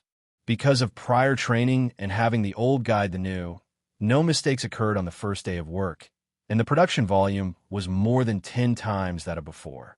Han Xiaoyu's father became the factory manager again, very delighted and determined to work hard not to disappoint N.I. Yang. The next day, N.I. Yang shipped a large batch of goods overseas. Wu Yinyun was leading a pleasant life during this period, with no one to supervise her. She would ride on Wei Heigang's motorcycle almost every evening after school. Today is Saturday. Du Jiaojiao invited N.I. Yang to go shopping. Now, in early March, the weather was getting warmer, and N.I. Yang wore just a cheongsam, looking stunning and graceful. Du Jiaojiao, with a face full of envy, held N.I. Yang's hand. They say winter is the season to gain weight, but you haven't gained a bit. Your waist is still so slim.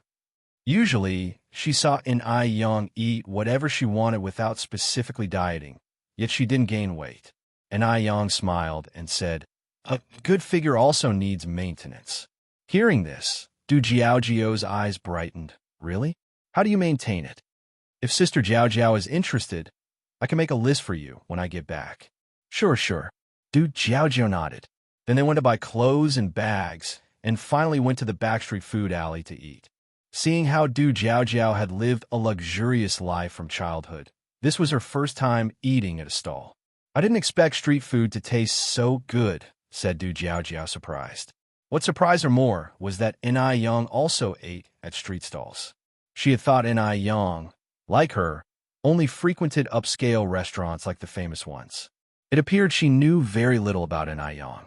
N.I. Yang said, "Actually, the real delicacies are hidden in the streets, right, Sister Jiaojiao?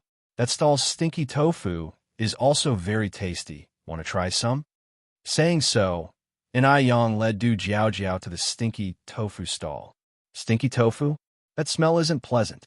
Du Jiaojiao pinched her nose, incredulous. Yang, you actually eat this kind of stuff? That's too exotic."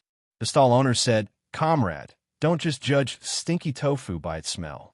It's actually very tasty." And Ai Yang, taking the stinky tofu handed by the boss, said, "Exactly, it's delicious. Sister Jiaojiao, try one." Du Jiaojiao shook her head hurriedly. No, I don't want it. They'll never eat that."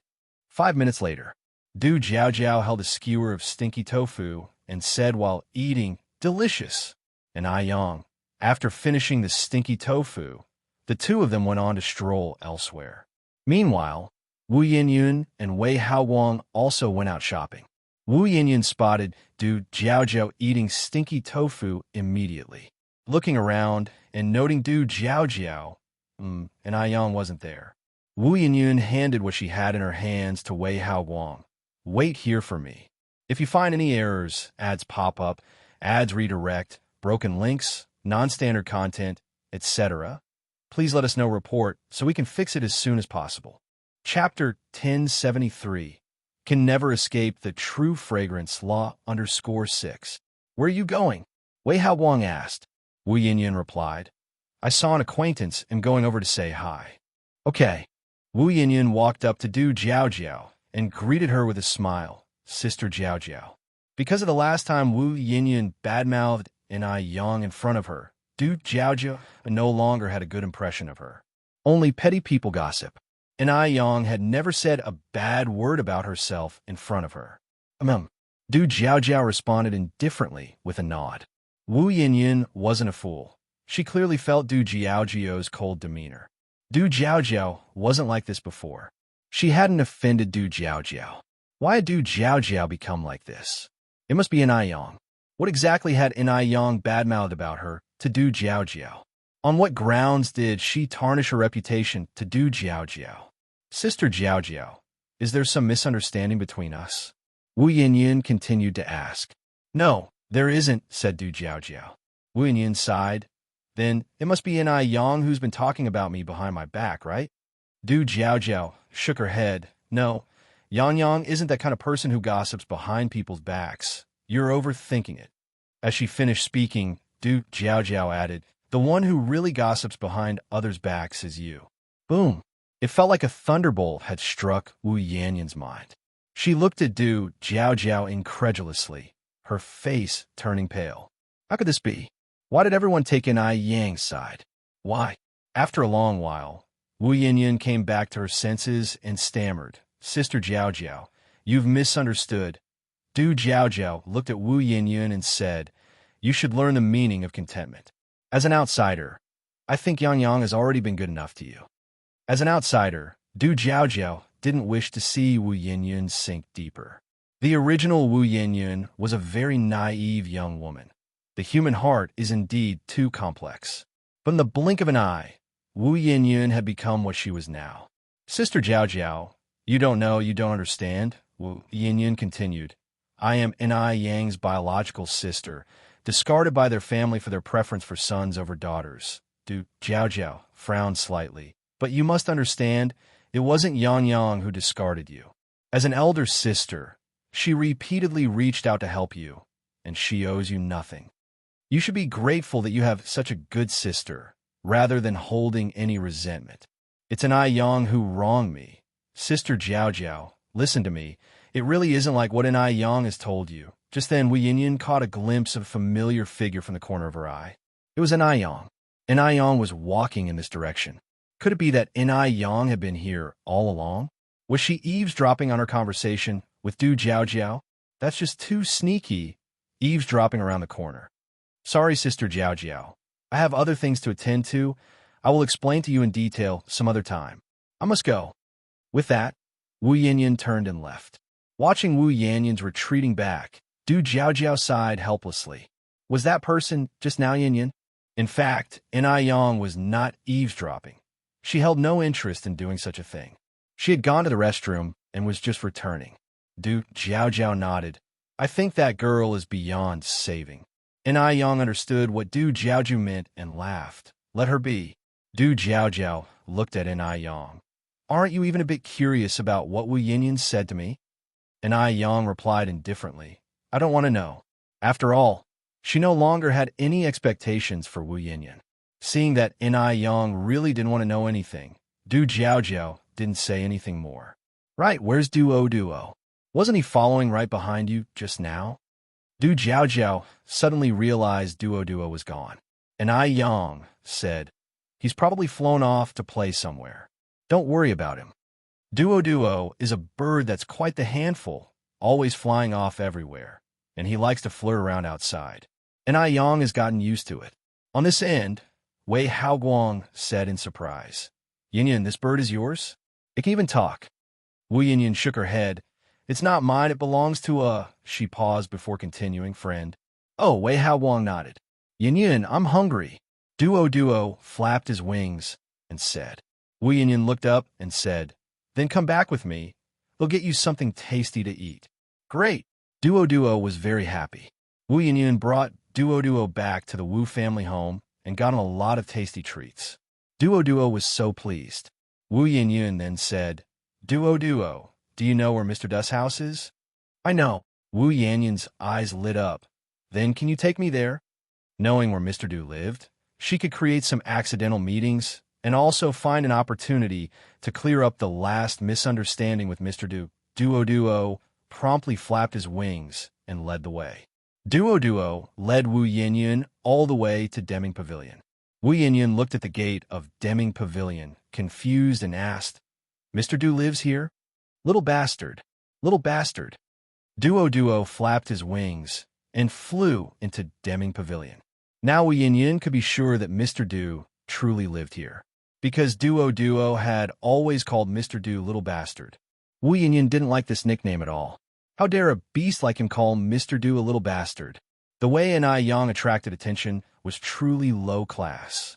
She already had a boyfriend, yet she still came to provoke Mr. Du. Wu Yanyan had watched outside Deming Pavilion for 3 days. On the third day, She finally saw Mr. Du coming out of Deming Pavilion, and she hastily pretended to bump into him by chance and struck up a conversation. But Mr. Du only said one word to her, a very heartless word. Scram! Wu Yinyun had mustered up her courage to approach Mr. Du. She never expected such a result. In that moment, Wu Yinyun felt her self-respect and pride were harshly trampled to the ground. Feeling depressed, Wu Yinyun went to drink with Wei Haowang.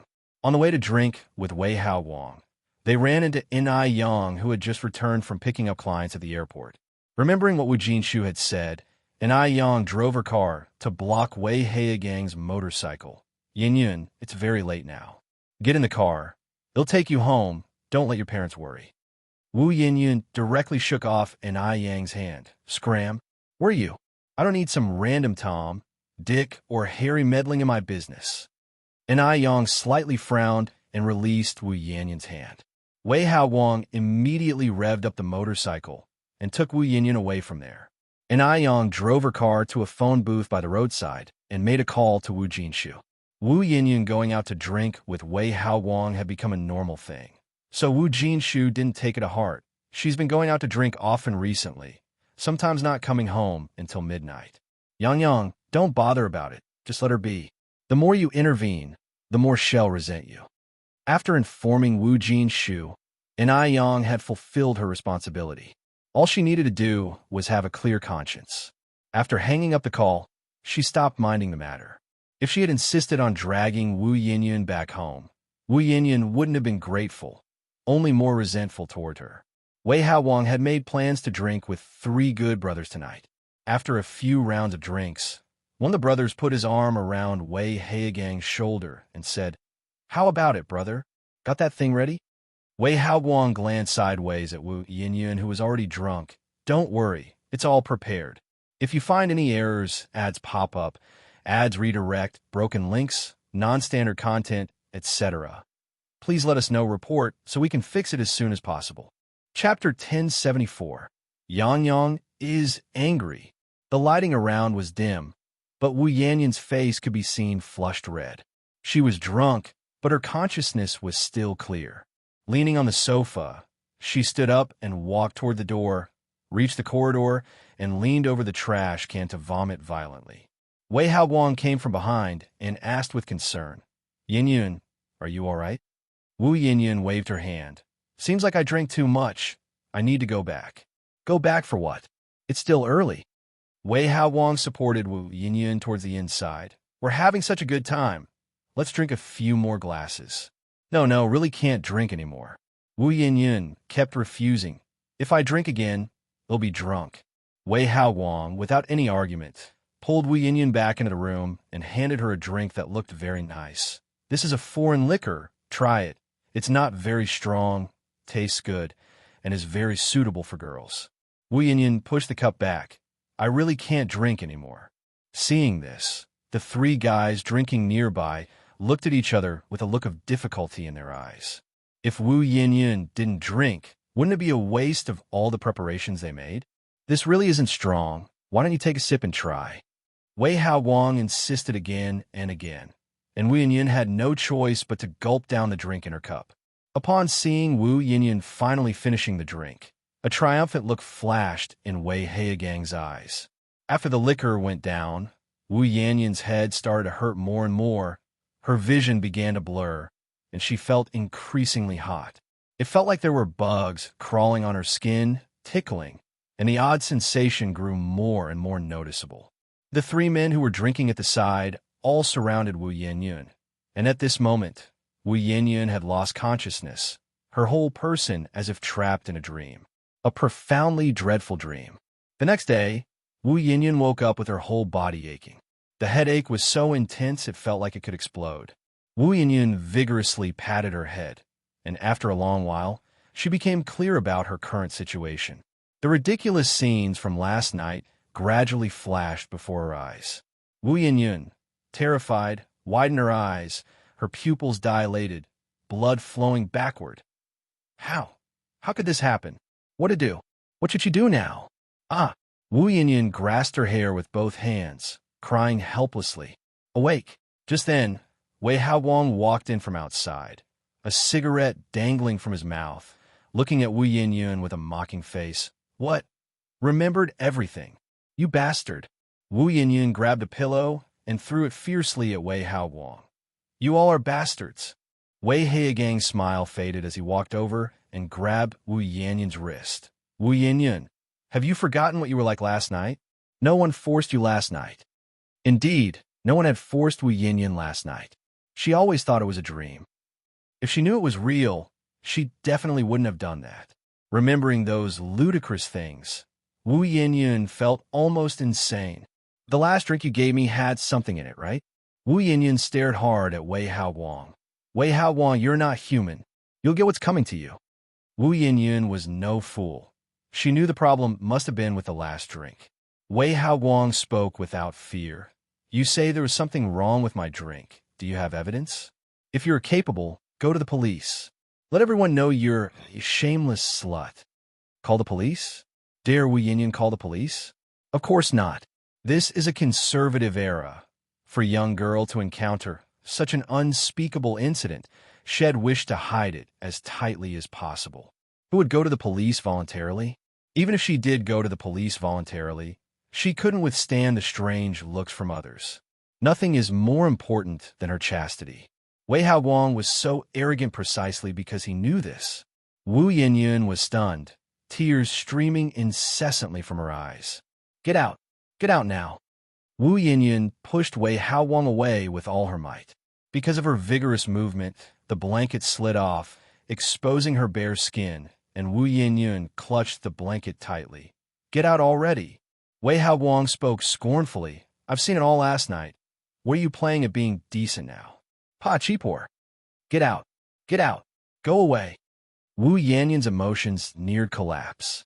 She now regretted knowing Wei Hao Wang and regretted going out to drink with him. If you find any errors, ads pop up, ads redirect, broken links, non-standard content, etc., please let us know report so we can fix it as soon as possible. Chapter 1075. Yang Yang blows up? _2. She never expected Wei Hao Wang to do such a thing to her. Humiliation, awkwardness, and various emotions mingled together, making Wu Yinyun wish she could smash her head against the wall and die. Watching Wu Yinyun like this, Wei Hao Wang tugged at the corner of his lips and turned to walk towards the door. Sitting on the bed, Wu Yinyun finally couldn't hold back and cried out loud under the covers.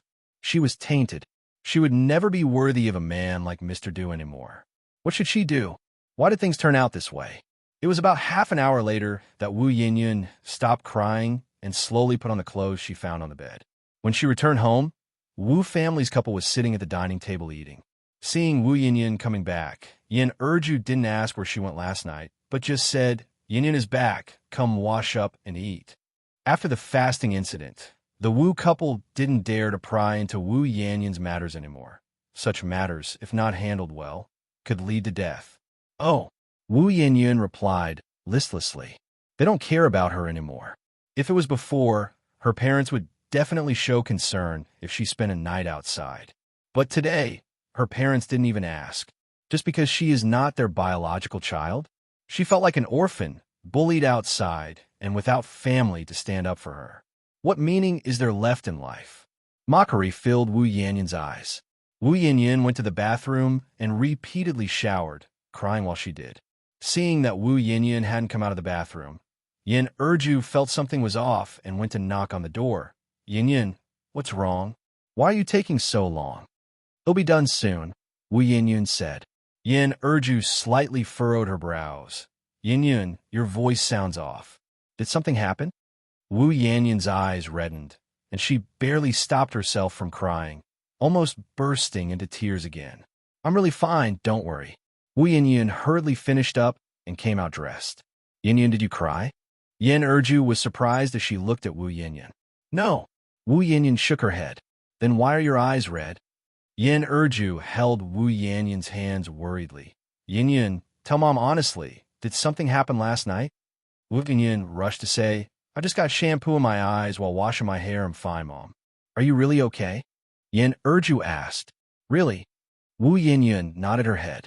She must never let Yin Erju and Wu Jinshu find out about this. If they knew, they would surely tell Yang. Yang would definitely mock her.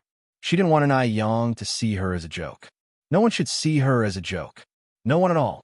Wu Yinyun clenched her fists tightly, afraid to say too much in case Wu Yinyun would get angry again. Yin Erju sighed. If there's anything, you must tell Mom and Dad. Okay. Yin nodded and said, Mom, I'm tired. I'm going back to my room to sleep for a while. I'll bring the food to your room then. Okay. All day long, Wu Yinyun lay on the bed, staring blankly at the ceiling, looping the scene from last night in her mind, feeling like she was about to explode. The next day, Yang had to make a trip to M Country, so she got up early. As it happened, Mo Chishan was also headed to M Country, so the two left together. After flying for over 8 hours, they finally reached M Country. Upon arriving, Yang stayed in Mo Chishan's castle for 2 days before going to find Annie and Emily. Annie had opened 8 base of beauty physical stores in M Country, which were even more successful than those back home, extremely popular, and often running out of stock. During the first and second day, Annie took Yang around these 8 shops. Having heard that Yang had expanded the factory, Annie was very excited. Does that mean limited products can be unlimited now? Yang shook her head. Limited products will still be limited. It's only through limitation that the value of an item can be manifested, which in marketing is called the scarcity effect. In 1975, psychologists conducted an experiment by putting the same cookies in 2 boxes, one box with 10 cookies and the other with only 2, and then had 10 people taste the cookies from both boxes, resulting in everyone agreeing that the cookies in the box with only 2 tasted better. If you find any errors, ads pop up, ads redirect, broken links, non-standard content, etc., please let us know report so we can fix it as soon as possible. Chapter 1076, Yang blows up, _3. We have a saying in China that goes, better to be short than overfilled. Annie nodded, looking at Yang with even more admiration in her eyes. Every time she met Yang always brought her different feelings. She was like an undeveloped treasure, always able to bring surprises. With that, Yang continued, but we can increase the number of limited edition products. By the way, how many limited products do you have here each month? The same as in Beijing. Yang hesitated, then asked, do you think if we add 200 units for each product, will they still be sold out within a day? Definitely. Annie replied without hesitation. Yang nodded. Then add 200 units each. I'll arrange for the products to be shipped over when I return. Annie hesitated, then said, the price of crystallized skin is almost 30% more expensive here than in Beijing. Yang, do you think we should reduce the prices a bit? Just take one of the limited edition sets. For instance, it costs 293 yuan in China, but here it costs 380 yuan. The price cannot be lowered. Yang shook her head. Imported goods involve tariffs and freight costs. These mixed expenses naturally make the prices higher. Moreover, if we forcibly reduce the prices to match those domestically, then the products will also devalue and become cheap. Yang developed crystallized skin in the M Country market, aiming to make a good profit from M Country people. She is a businessman, obviously prioritizing profit. However, Yang also had other ideas for raising the price of crystallized skin in M Country. She wanted more people to know about China, where in generations many people are busy flying overseas to procure famous skincare brands for Chinese, but there has never been any shopping agents from other countries flying to China to obtain Chinese skincare products. What Yang intended to do was to make the whole world recognize crystallized skin, to offer the best price so that Chinese can use domestic skincare products and take pride in them. Hearing this, Annie nodded. Okay, I understand. After all, Yang is the boss, and if Yang disagrees with the price reduction, she can't do anything about it. On the 3rd day, arranged by Annie, Yang met with the Washington agent, Joy, to discuss the agency matter for crystallized skin. Joy, also a loyal fan of crystallized skin and a good friend of Annie, had heard from Annie that the founder of crystallized skin was a young girl But Joy wasn't expecting Inai Yang to be so young and beautiful. Meeting Inai Yang in person, Joy was taken aback.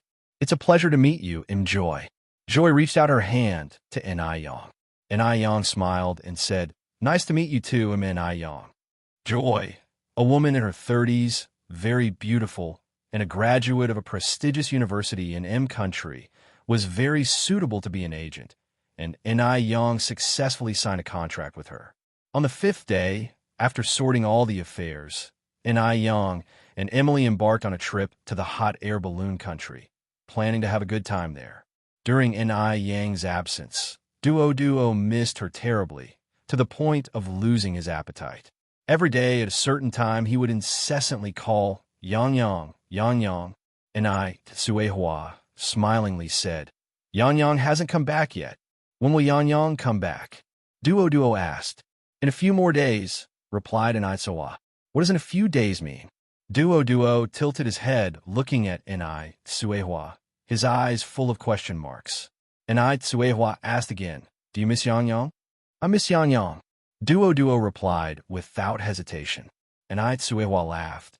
"Do you know what missing means?" "You silly dog, missing Yang Yang." Duo tilted his head, talking to Inai Tsuehua. "Silly dog?" Hearing this, Inai Tsuehua burst into laughter.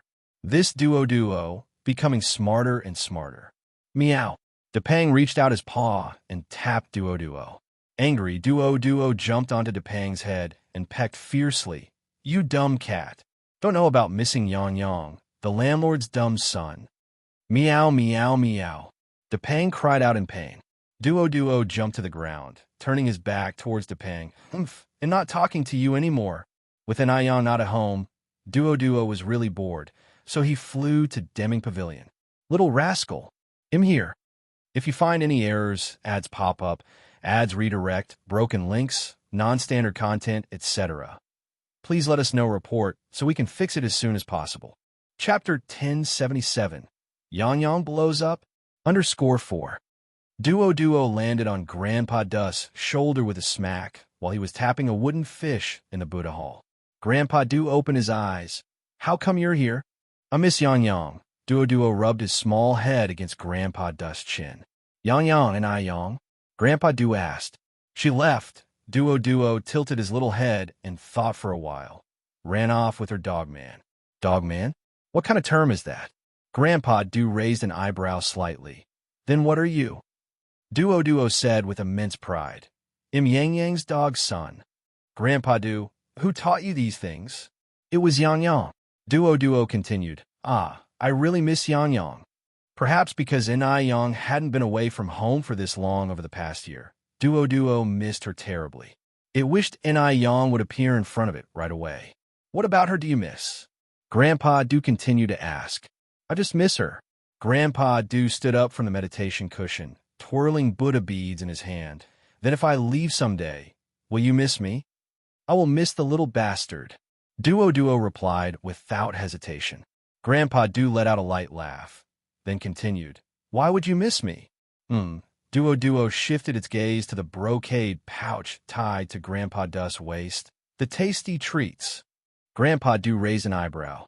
"You sure are honest." "I'm hungry," Duo said. Grandpa Du pulled the brocade pouch from his waist and fed Duo some bird feed. In the Buddha Hall, the sound of conversations between a man and a bird would be heard occasionally. Inai Yang still hadn't returned the next day. So, these past few days, every morning and evening, Duo would perch on the branches at the entrance of the village, waiting for Inai Yang. The villagers all recognized Duo, and seeing it stand there, some would tease it on purpose. "Duo, what are you doing?" "I'm waiting for Yang Yang to come home." Duo would answer. Under the tree where Duo perched, Depang would be there as well. "Silly cat, I really miss Yang Yang." In an instant, the sound of Depang snoring could be heard from beneath the tree. Duo, infuriated, cursed, "You heartless fatso." Passers-by would all grin broadly. Laughing, it had to be said, Duo brought a lot of joy to Jinghua village.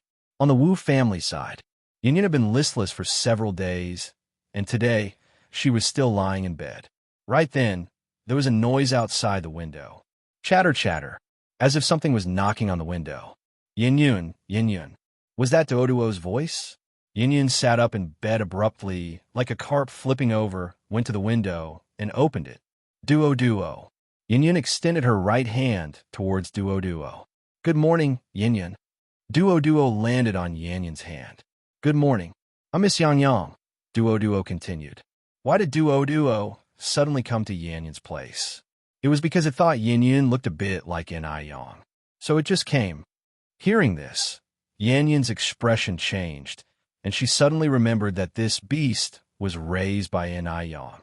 If it weren't for Yang, she wouldn't have suffered this painful event. It was all because of Yang. It was Yang who spoke ill of her in front of Grandpa Du, causing him to misunderstand her and say hurtful things. If Grandpa Du hadn't spoken harsh words 10 days ago, she wouldn't have gone out to drink with Wei Haoguang in sorrow.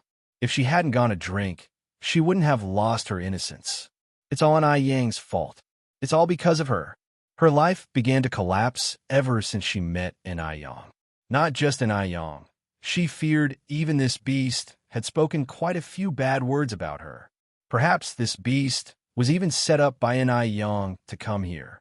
Duo landed on Yan Yun's shoulder. Yin Yun, I'm hungry, so hungry. You wait a moment, Yin Yun said. They'll get you some food.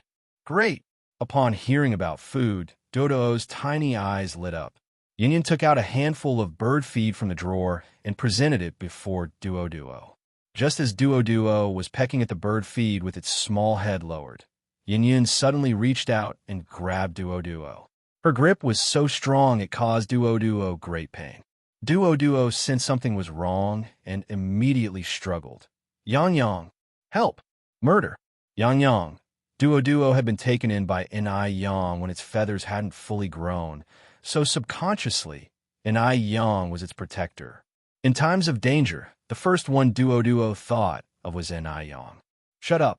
A fierce light suddenly appeared in Yan Yun's eyes. The next morning around 8, Yang returned from M Country. Meow. As soon as she arrived home, Depang enthusiastically greeted her. If you find any errors, ads pop up, ads redirect, broken links, non-standard content, etc., please let us know report so we can fix it as soon as possible. Chapter 1078. Yang gets angry. _5. Yang reached out and patted Depang's head. Depang, why are you alone? Where's your brother? Sui Hua replied with a smile. Yang, didn't you see Duo on the tree branch at the entrance of the village when you arrived? These days, it has been calling for you several times every day, waiting on the branch for you morning and evening. No, I haven't. Yang shook her head. Not seen? That was a bit odd. Sui Hua frowned slightly. Could it be that you didn't notice? Yang said, even if I didn't notice, Duo should have seen me. Now, Hua felt something was off. It seems I haven't seen Duo since last night. And with that, she called into the house. Mom, did you see Duo last night? Old Lady Shangwan came out of the room and, after thinking, said, I didn't see it. I remember when I locked the door last night, the bird's nest was still empty. The weather was still a bit chilly, so Yang had built a warm little nest for Duo indoors. Since Duo often stayed out overnight, Old Lady Shangwan didn't pay much attention to it at the time. Suddenly, Yang had a bad feeling in her heart and quickly set down her bags. I'll go out and look for it. Sui Hua said, it's not the first time Duo didn't come home at night. It must be fine, Yang, don't worry. You just got off the plane, have something to eat first. Yang shook her head, no. I can't eat until I find Duo. Having spent 2 years with Duo, from chick to fully feathered adult, Yang had come to see Duo as a member of the family. With that, Yang hurried out the door. She wanted Demingxian first. Besides liking to mingle with other birds outside, Duo also liked to fly into Old Du's house. Old Du was surprised to see Yang. Yang, when did you get back? Yang was also surprised. How do you know I haven't been home lately? It was Duo that told me. Old Du continued. You don't know how much that little fellow missed you. Mentioning you several times a day, it missed you. I came to look for Duo. Is Duo here? Yang asked. Old Du shook his head. No, it has not come here for the past 2 or 3 days. Has Duo gone missing? And Ayang nodded. Yes, my mom said she hasn't seen it since last night. Since it's not here, they'll go look elsewhere. They'll come with you. Upon hearing about Duo's disappearance, old Du was also very anxious. And Ayang said, No need, I can go by myself. Old Du didn't insist, then call me when you find it. Will do.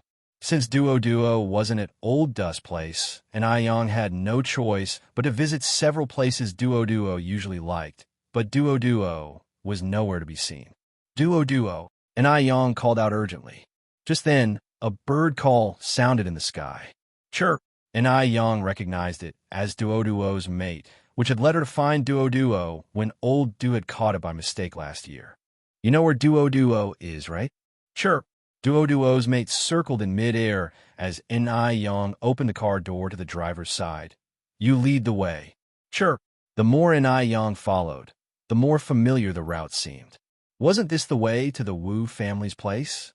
Could it be that Duo went looking for Wu Yinyun? The thought that Duo might have gone looking for Wu Yinyun relaxed Ayang. She knew how smart Duo was. It definitely wouldn't have been caught by bad people. Wu Yinyun had visited the Ni family many times, and her relationship with Duo was quite good, so it made sense for Duo to look for Wu Yinyun. Sure enough, the black myna bird landed and stopped in front of the Wu family's apartment building. And Ayang knocked on the door. The person who opened the door was Yin Erju. Seeing Ayang, Yin Erju was surprised. Yang, what brings you here? And Ayang got straight to the point. Godmother, has Duo come to your place? No, I haven't seen Duo come here. Yin Erju shook her head. Chirp, chirp, chirp. The black myna bird flew circles in the living room, and then flew towards the door of Wu Yanyun's room. Yin Erju was also puzzled. Could Duo be in Zioyan's room? Godmother, is Yinyun home? And Ayang asked. She went to school, Yin Erju replied. And Ayang continued. Can I go in and take a look? If you find any errors, ads pop up, ads redirect, broken links, non-standard content, etc., please let us know report so we can fix it as soon as possible. Chapter 1079, Yang blows up, _6. After all, this was Wu Yanyun's room. Before entering, permission from Yin Erju was definitely needed. Of course you can. Yin Erju nodded. Upon hearing this, Ayang immediately walked to the door and pushed open Wu Yanyun's bedroom. Wu Yanyun's room was tidy, but Duo was nowhere to be seen. Ayang called out several times for Duo, but there was no response. Chirp, chirp. Duo's friend was also very anxious. Could it be that Duo is not here? Ayang frowned slightly, and at that moment, her ears perked up. She heard an extremely faint sound, like claws scratching the floor. This sound came from under the bed, and Ayang hurriedly laid down and looked under the bed. There were some books and empty shoe boxes under the bed. At first glance, there seemed to be nothing, but Ayang was certain that there was something behind these items. Yin Erju couldn't hear these subtle sounds and looked at Ayang with a puzzled face. Could Duo still be hiding under the bed? While Yin Erju was puzzled, Ayang suddenly pulled out a square metal cage from under the bed. The cage was covered in bloodstains, and in its center lay a small black bird. This was Duo. Yin Erju went pale. What had happened? Duo. Yin Erju's voice trembled as Ayang spoke. With trembling fingertips, Ayang opened the cage. Duo's beak was tightly bound with thin wire, and its body, claws, and head were covered in scabbed wounds. Duo, tears dripped onto the back of her hand, and Ayang didn't even know how she managed to untie the thin wire from Duo's beak. All she saw in her eyes was Duo's horribly misshapen beak. This silly bird, how much pain it must be in. Duo used to be so afraid of pain. Duo, I'm back, look at me. Didn't you say you missed me? Duo lay in Ayang's palm, and upon hearing her voice, strained to open its eyes. It's Yang. Yang is back, but it can't go back. Duo opened its mouth, and from its dry throat, not a single sound could be made. Ayang grabbed a water cup from the table, dipped some water with a tissue, and brought it to Duo's beak. Duo, have some water first, water. It was water, locked under the bed for nearly 2 days, during the hungriest and thirstiest moments. How it wished Wu Yin would untie the wire from its beak and provide it with water, with food. Even if just a drop of water, a grain of birdseed, it could hold on until Yang Yang came back. Because it knew that Yang Yang would find it, just like the time she found it at that little bastard's place. But it had waited a very long time, and Yang Yang had not come. Duo didn't want to die, was fearful of death. There were still so many delicious things it hadn't tasted, so many fun things it hadn't done. If it died, what if someone bullied the silly cat at home? If it died, what would happen to Yang Yang later? It couldn't take it anymore and began frantically hitting the cage. But the cage was made of iron wire. It crashed into exhaustion, its head bleeding profusely, yet the cage remained unbroken. Duo's vision grew increasingly blurry, as did Yang's. Cool water soothed the dryness. Duo mustered all its strength. Yang Yang. Its voice was no longer crisp, hoarse, and murky beyond recognition. No one knew the agony it had been through these days.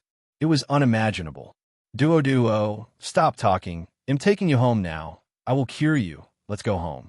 Yang. Duo looked at Yang, and eventually its eyes slowly closed. In the palm of her hand, she could no longer feel its heartbeat. Yang, trembling shoulders, watched Duo as her low voice turned into almost a wail. It was the first time Enrich had seen Yang like this. Yang, so utterly distraught. For a moment, she did not know what to say. Duo died in Wu Yanyan's room, and the perpetrator behind the scene was now evident. She couldn't understand why Wu Yanyan would do this, nor could she fathom why Wu Yanyan had become so cruel. For a moment, Enrich's eyes also reddened. Duo, it'll take you home. Yang carried Duo in one hand and leveraged herself up from the ground, using a chair with the other. But the action caused blood to rush to her temples, and she nearly collapsed forward. Blood rushed to her heart. Yang, are you all right? Enrich quickly reached out to support Yang. I'm fine. Yang waved her hand and staggered toward the door. Enrich could only watch Yang's retreating figure. A mournful cry emanated from above. Yang carefully placed Duo in a cardboard box on the passenger seat, one hand on the steering wheel, the other repeatedly wiping tears that seemed endless. It was her fault. She shouldn't have stayed abroad for so long. If she had returned earlier, perhaps none of this would have happened. When Suihua saw Yang disheveled coming out of the car, she was utterly shocked. Knowing that Yang is a strong person, having been in Beijing for 3 years without shedding a tear in her presence. A foreboding feeling suddenly seized Suihua. Yang, what happened to you? Did you find Duo? Yang opened the passenger's door. Duo is dead. What? Kuihua's eyes widened, thinking she was hallucinating. It's dead. Yang took out the cardboard box from the passenger seat. My God! Seeing the battered Duo, Suihua covered her mouth, her eyes instantly reddening with tears flowing. Who can remain indifferent in the face of such emotions? They had spent so much time with Duo, and its quirky, charming nature had already made it a member of their family. With a hoarse voice, Suihua asked, What happened to Duo? How did it die? Who did this? Upon hearing the commotion, old Master Zheng, Grandma Zheng, and Grandma Shengwan also ran out and were startled to see Duo in such a state, wiping their tears from heartache. Grandma Shengwan cried and asked, What in the world happened? Didn't Duo just miss one night at home? How could this have happened to it? Who did this? It's so immoral, truly despicable. Yang, where did you find Duo? Yang handed the box with Duo to Suihua. Mom, I need to step out for a bit. Where are you going? To avenge Duo. After dropping these words, Yang got into the driver's seat. If you find any errors, ads pop up, ads redirect, broken links, non-standard content, etc., please let us know report so we can fix it as soon as possible. Chapter 1080. Notorious Avenging Duo? And Quihua's brow twitched as she hurriedly walked to the car and knocked on the window. Yang, do you know who killed Duo? I do. And Yang's eyes were wrapped in a touch of coldness, and her voice was extremely chill. For such a long time, Elder Zheng, Madame Zheng, and Elder Shangwan had never seen an Yang like this. In their memory, an Yang had never lost her temper. She always greeted everyone with a smile, so much that everyone thought an Yang was always tempered. They never imagined that an Yang losing her temper would be so terrifying. And Tsuehua continued. So who is the person who killed Duo? Yang, calm down a bit. The situation has already been set, and acting like this won't solve the problem. People who normally don't show anger suddenly erupting, and Tsuehua feared she might do something impulsively that couldn't be undone. However, Tsuehua could also understand her feelings. After all, Duo was raised by her from the beginning, when even its feathers weren't fully grown. Not to mention an Yang, even she herself couldn't bear it. And Yang's lips were tightly pursed, and without saying a word, she stomped on the accelerator. Dust flew, and the car vanished from everyone's view. And Tsuehua sighed. Do you think Yang might do something foolish? Mrs. Zheng worriedly walked over to Tsuehua. I don't know. Elder Shangwan came over and asked, Ting, did Yang tell you who killed Duo? No. And Tsuehua shook her head. And Yang drove the car at high speed, finally stopping at a crossroad. Soon, a motorcycle carrying a passenger sped from not far away. And Yang narrowed her eyes slightly, turned the steering wheel, and floored the gas pedal. Whoosh. A dangerous drifting maneuver saw the car directly blocking the motorcycle, forcing it to a stop. On the flat road, there were 4 deep skid marks. Fuck! Who is it? Are you out of your mind? Wei Haowang furiously took off his helmet. Get down! And Yang simply extended her hand to close the car door. Her face showed almost no expression and her voice was faint, yet Wei Haowang shivered with cold. Was this person here to avenge Wu Yinyan? Although an Yang appeared merely in her teens, Wei Haowang was very wary of her. She was different from Wu Yinyan. She had a frightening presence. Wei Haowang quickly got off the bike with his companion, bowing and scraping. Do you have any orders? And Yang looked towards Wei Haogang's companion. Take off the helmet. Okay. Wei Haowang nodded repeatedly and hurriedly removed the other's helmet. Beneath the helmet was a young girl with an immature face, not Wu Yinyan. Just from the figure, and Yang had thought this girl was Wu Yinyan. And Yang slightly furrowed her brows. Where is Wu Yinyan? Wei Haowang scratched his head. Maybe she went to school. You can go. Hearing this, Wei Haowang breathed a sigh of relief, quickly taking the girl and riding the motorcycle away. Not long after Wei Haowang left, and Yang saw Wu Yinyan coming towards her with a backpack. Seeing Yang, Wu Yinyan felt annoyed and tried to walk around her. What was Yang doing here? To persuade her to let go of the past, to forgive the family, to forgive Tsuehua? Just then, a shadow blocked in front of Wu Yinyan. Stop. 2 words, very cold, as if wrapped with a layer of ice, chilling to the bone. Wu Yinyan looked up and saw that face as if veiled with snow, clear and distinct. Oddly, Wu Yinyan suddenly felt panic. She tried to suppress the fear in her heart, swallowed her saliva, and asked, What do you want? And Yang's lips parted slightly. Did you lock up Duo? Wu Yinyan, looking unafraid, retorted, I locked it up. So what? Do you know that Duo is dead? And Yang's clenched fist trembled slightly. Did you do it on purpose? So what if I did it on purpose? Wu Yanyan's lips curled into a mocking smile. From the looks of you, are you going to mourn that beast in sackcloth and ashes? To think Yang had such a hypocritical face, if unknowing people saw her, they might think her own mother had died.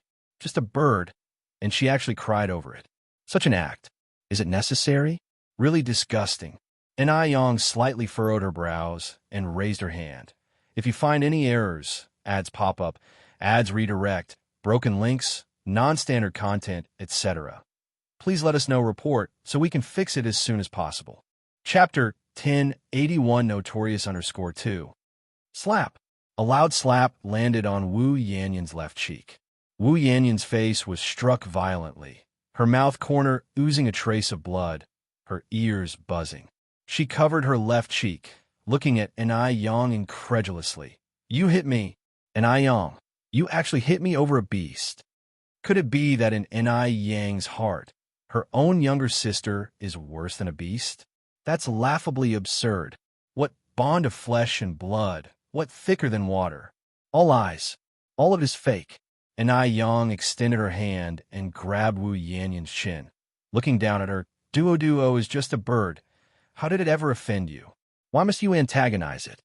So Enai Yang also knew that Duo was just a bird. Huh. She's actually humiliating her own sister over a bird. Wu Yanyan's eyes were full of mockery. It deserved to die. That beast should have died long ago. It's good that it's dead. You think you're so mighty, Enai Yang? If you're so mighty, why couldn't you save that beast? Do you know how miserably it died? By the end, Wu Yanyan even started laughing. Enai Yang, don't think I don't know what you've been secretly doing. You used that beast to speak ill of me in front of others. You used that beast to spy on me. That beast is just as disgusting as you are. I wish I could tear that beast into pieces, but that would be too quick a death for it. I'd rather torture it slowly, letting it die in endless agony. Why should she be the only one to suffer this pain? She's only 18 this year. Why should she bear the pain of being abandoned, sold, and deprived of her innocence? Enai Yang should be the one suffering this pain. It was Enai Yang who caused her to end up this way. Without Enai Yang, none of this would have happened. So in Wu Yanyan's eyes, Duo is a substitute for Enai Yang. When she was torturing Duo, she didn't feel it was cruel, but rather refreshing. Hearing these words, Enai Yang's hand holding Wu Yanyan's chin trembled. Before her eyes flashed over and over the scene of Duo lying in the palm of her hand. It was in so much pain, so uncomfortable, so desperate to live, yet she was powerless, and the culprit of it all was Wu Yanyan. Then you should accompany Duo in death. As the words fell, Enai Yang pulled out a dagger from her waist, the sunlight making the cold blade gleam. At that moment, Enai Yang burst out with a bloodthirsty ferocity. She's gone mad. Enai Yang has gone mad. She's actually harboring murderous intentions against her own sister. Wu Yanyan's pupils shrank, the reflection of the dagger in her eyes growing larger. Just when the dagger was about to strike down, she closed her eyes tightly in fright. Shoo! The expected pain did not come. Wu Yanyan opened her eyes, only to see Enai Yang holding a strand of hair in her hand, her eyes filled with chilling coldness. Enai Yang gripped the hair with one hand, and Wu Yanyan's chin with the other, leaning close to her ear and saying, "Push me too far, and it'll take your life. Believe it or not."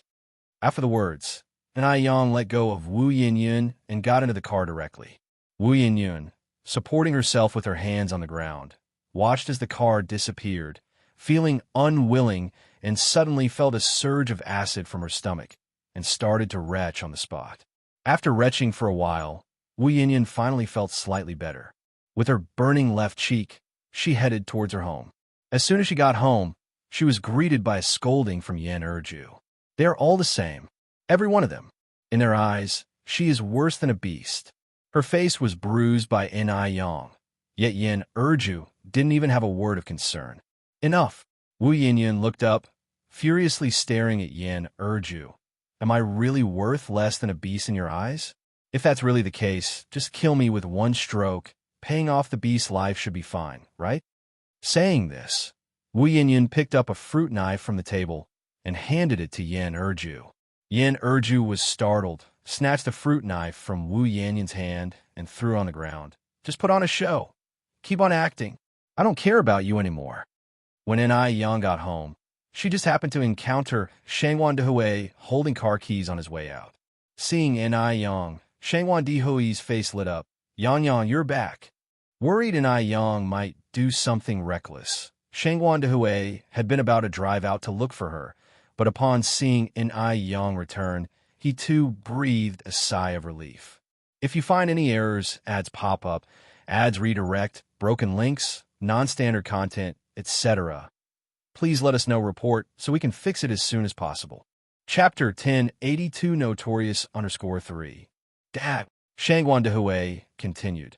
Come in, your mom and the others are very worried about you. I'm fine. They both went in, and upon entering the house, Suehua approached. Yang, are you all right? And Yang shook her head slightly. Where's Duo? And Suehua sighed. Over there. And Suehua placed Duo into its favorite nest. Depang stood motionless beside Duo, occasionally touching Duo's little head with its little paws, seemingly puzzled as to why Duo was ignoring it. Meow, meow. Depang rubbed its fluffy head against Duo's body, but Duo still did not respond. Meow. Depang got angry, and, imitating Duo's usual behavior, turned around and presented its bottom to Duo. Seeing this, Yang's heart, which had finally calmed down, began to ache again. Yang took a deep breath, walked over to Duo's side, and placed a strand of hair into Duo's nest. Whose hair is this? Suehua asked. It's Wu Yanyan's, Yang replied. Suehua gasped, what? She had never dreamed that Wu Yanyan could be Duo's killer. Yang, are you saying that Yanyan is the one who killed Duo? Granny Zheng approached. Yang nodded. Granny Zheng frowned slightly. Why? Why would she do such a thing? I don't know either, Yang added. Maybe it's because she's psychologically twisted. Meanwhile, the expressions of Grandfather Zheng, Granny Shangwan, and Shangwan Dehui also looked somewhat distressed. Just then, the quiet living room was suddenly interrupted by the ring of a telephone. The nanny walked over to answer the phone. Yang, it's for you. Coming. Yang answered the phone, her voice sounding no different from usual. Hello. The caller was Grandpa Du, who was concerned about Duo and had called to inquire about the situation. Duo is dead. Upon hearing this, the person on the other end of the phone was silent for a long while. Are you serious? Yes. They'll come over right away. After saying this, Grandpa Du hung up the phone, and Yang stood in front of the phone, still struggling to accept the fact that Duo was gone.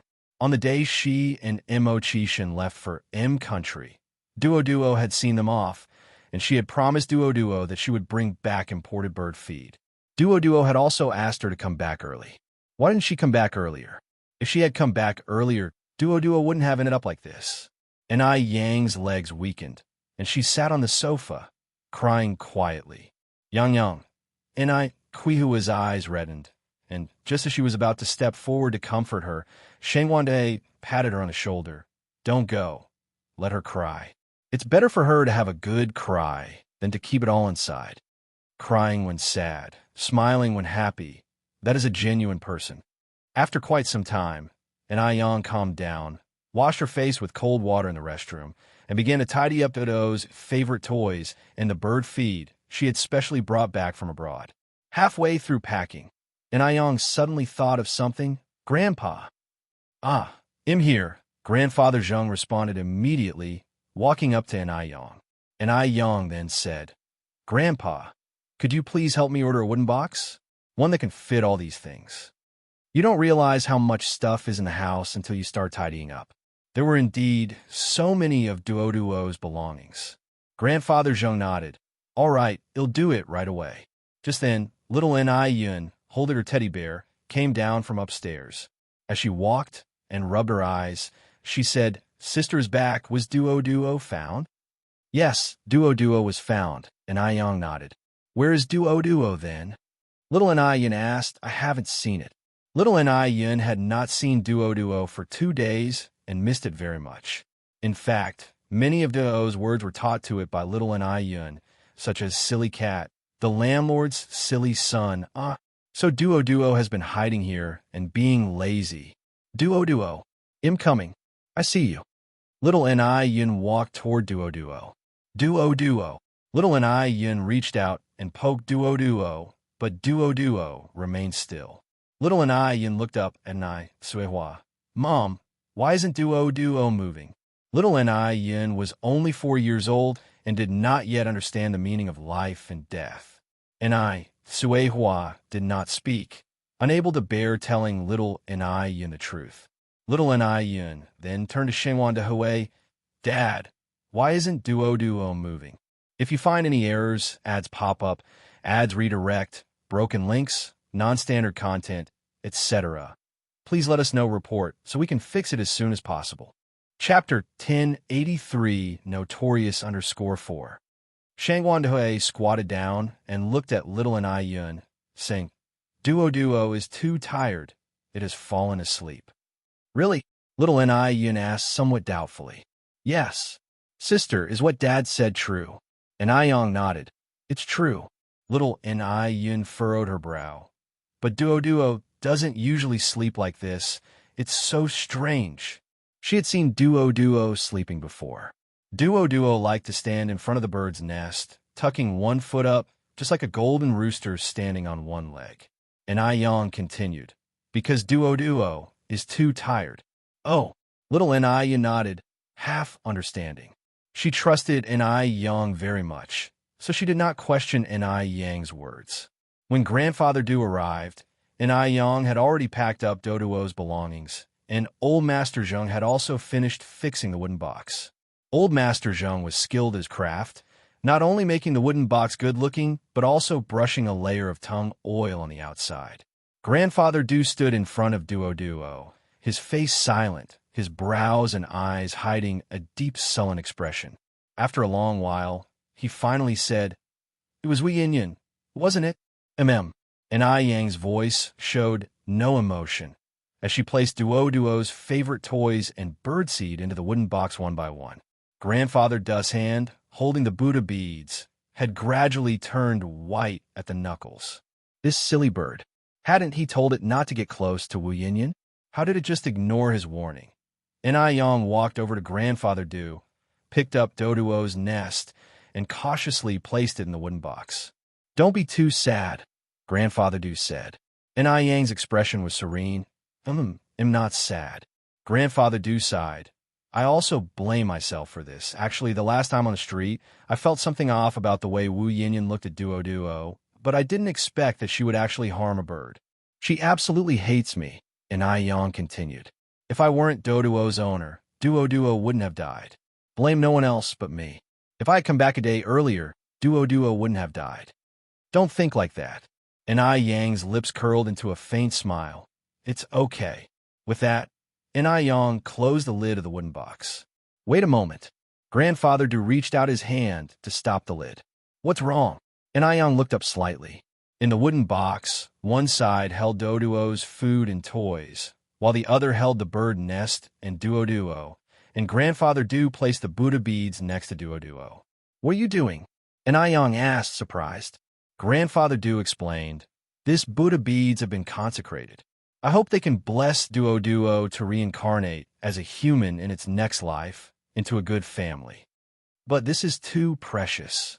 Judging from its appearance, Grandfather Du had been carrying these Buddha beads for at least 5 years, and the material was top-grade Xiaoyu sandalwood. Grandfather Du smiled. It's just a worldly possession. In my view, all the money in the world couldn't buy another Duo. I thank you on behalf of Duo. You're welcome. Grandfather Du continued. Duo was also my friend. From the scorching summer to the cold winter, Duo had been with him for such a long time. Calling it a friend was not an overstatement. Ai Yang continued. I want to bury Duo on the back mountain. Will you come? Yes, Grandfather Du nodded. Armed with a hoe, Grandfather Du followed Ai Yang to the back mountain. The two were silent along the way.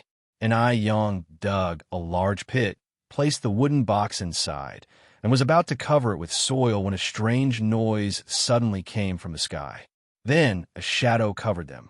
Ai Yang looked up and saw the sky filled with dense myna birds. Chirp, chirp, chirp. A series of mournful cries arose from the sky. Ai Yang looked up at these myna birds and shouted, Thank you. Grandfather Du's expression was also somewhat shocked. He had never seen so many myna birds gathered together. It was quite a sight. This scene lasted for about 3 minutes, and then the birds flew away. After covering the soil, and Yang also collected some stones to surround the grave and planted a small sapling next to it. That day was like a dream. After leaving Jinghua village, Grandfather Du seemed like a changed person, carrying the stormy aura, making others dare not look straight at him. The servants at Deming Pavilion were on tenterhooks, afraid that they might inadvertently anger Grandfather Du. Grandfather Du called Wang Ziki. Check on Wu Yanyan's recent situation. Ziki was stunned. Grandfather Du continued. Check on Wu Yanyan's recent situation. Have someone watch her 24 hours a day. If you find any errors, ads pop up, ads redirect, broken links, non-standard content, etc., please let us know report so we can fix it as soon as possible. Chapter 1084 Notorious_5. Okay. Wang Ziki looked at Grandfather Du with some confusion. Why would Grandfather Du want to investigate Wu Yanyan out of the blue? Could it be that he took a liking to Wu Yanyan, intending to take her in as the third mistress? Moreover, he always felt that today's Grandfather Du was a bit strange, but he couldn't quite put his finger on what was strange. Just at that moment, Wang Ziki suddenly realized that the Buddha beads Grandfather Du usually wore on his wrist were missing. Where are the Buddha beads? These beads had extraordinary significance to Grandfather Du. 8 years ago, when his chronic illness became severe and he nearly died, a wandering high monk gave Grandfather Du these life-altering Buddha beads. Grandfather Du cherished the beads immensely, usually not letting anyone else touch them, not even allowing Du Jiaojiao to take a look. But today the beads had vanished. Wang Ziki's expression changed. Grandfather, where are your Buddha beads? Grandfather Du nonchalantly said, I gave them away. You go and take care of your business quickly. Okay. Wang Ziki nodded. The next day, when Du Jiaojiao found out about this, she too was startled. Second brother, where are your Buddha beads? They were given as a burial offering for Duo. Grandfather Du told the truth. Du Jiaojiao opened her mouth wide. Duo dead? Stop joking around. I'm not joking with you. Du Jiaojiao's face turned pale. Is Duo really gone? Duo was particularly endearing, and Du Jiaojiao liked a lot. It took her a moment to come to terms with the fact. Grandfather Du nodded slightly. How did it die? Because of Wu Yanyan. Du Jiaojiao incredulously said. You mean Yang Yang's sister? Yes. Oh my gosh, Du Jiaojiao exclaimed. Why would she do such a thing? Jealousy makes one ugly. Du Jiaojiao sighed incessantly. That's too scary. Too scary. After Duo was gone, Depang, carrying Go's other nest, waited at the door every day for its return. Meow, meow, meow. Depang sounded pitiful and anxious. Why hasn't Duo come back? Could it be that it found Depang too foolish? Zhao Shua walked to the Ni family's courtyard. Depang, let's go home. Depang stepped on Duo's nest with its paw. Zhao Shuyu's eyes reddened, sighing helplessly. Previously, when Duo was still around, the two of them would often quarrel, but to her surprise, since Duo's departure, Depang had become like this. Gradually, Depang stopped eating and began wasting away, becoming more melancholic each day.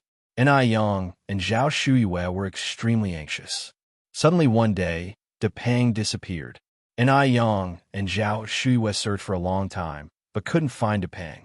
After Depang left, Zhao Shuyue no longer had the heart to keep another cat, for she knew Depang would return one day. Deming Xian. Wang Ziki was reporting Wu Yanyan's recent situation to Grandfather Du. Grandfather Du, based on Dr. Liu's speculation, and according to our investigation, Wu Yanyan is likely pregnant.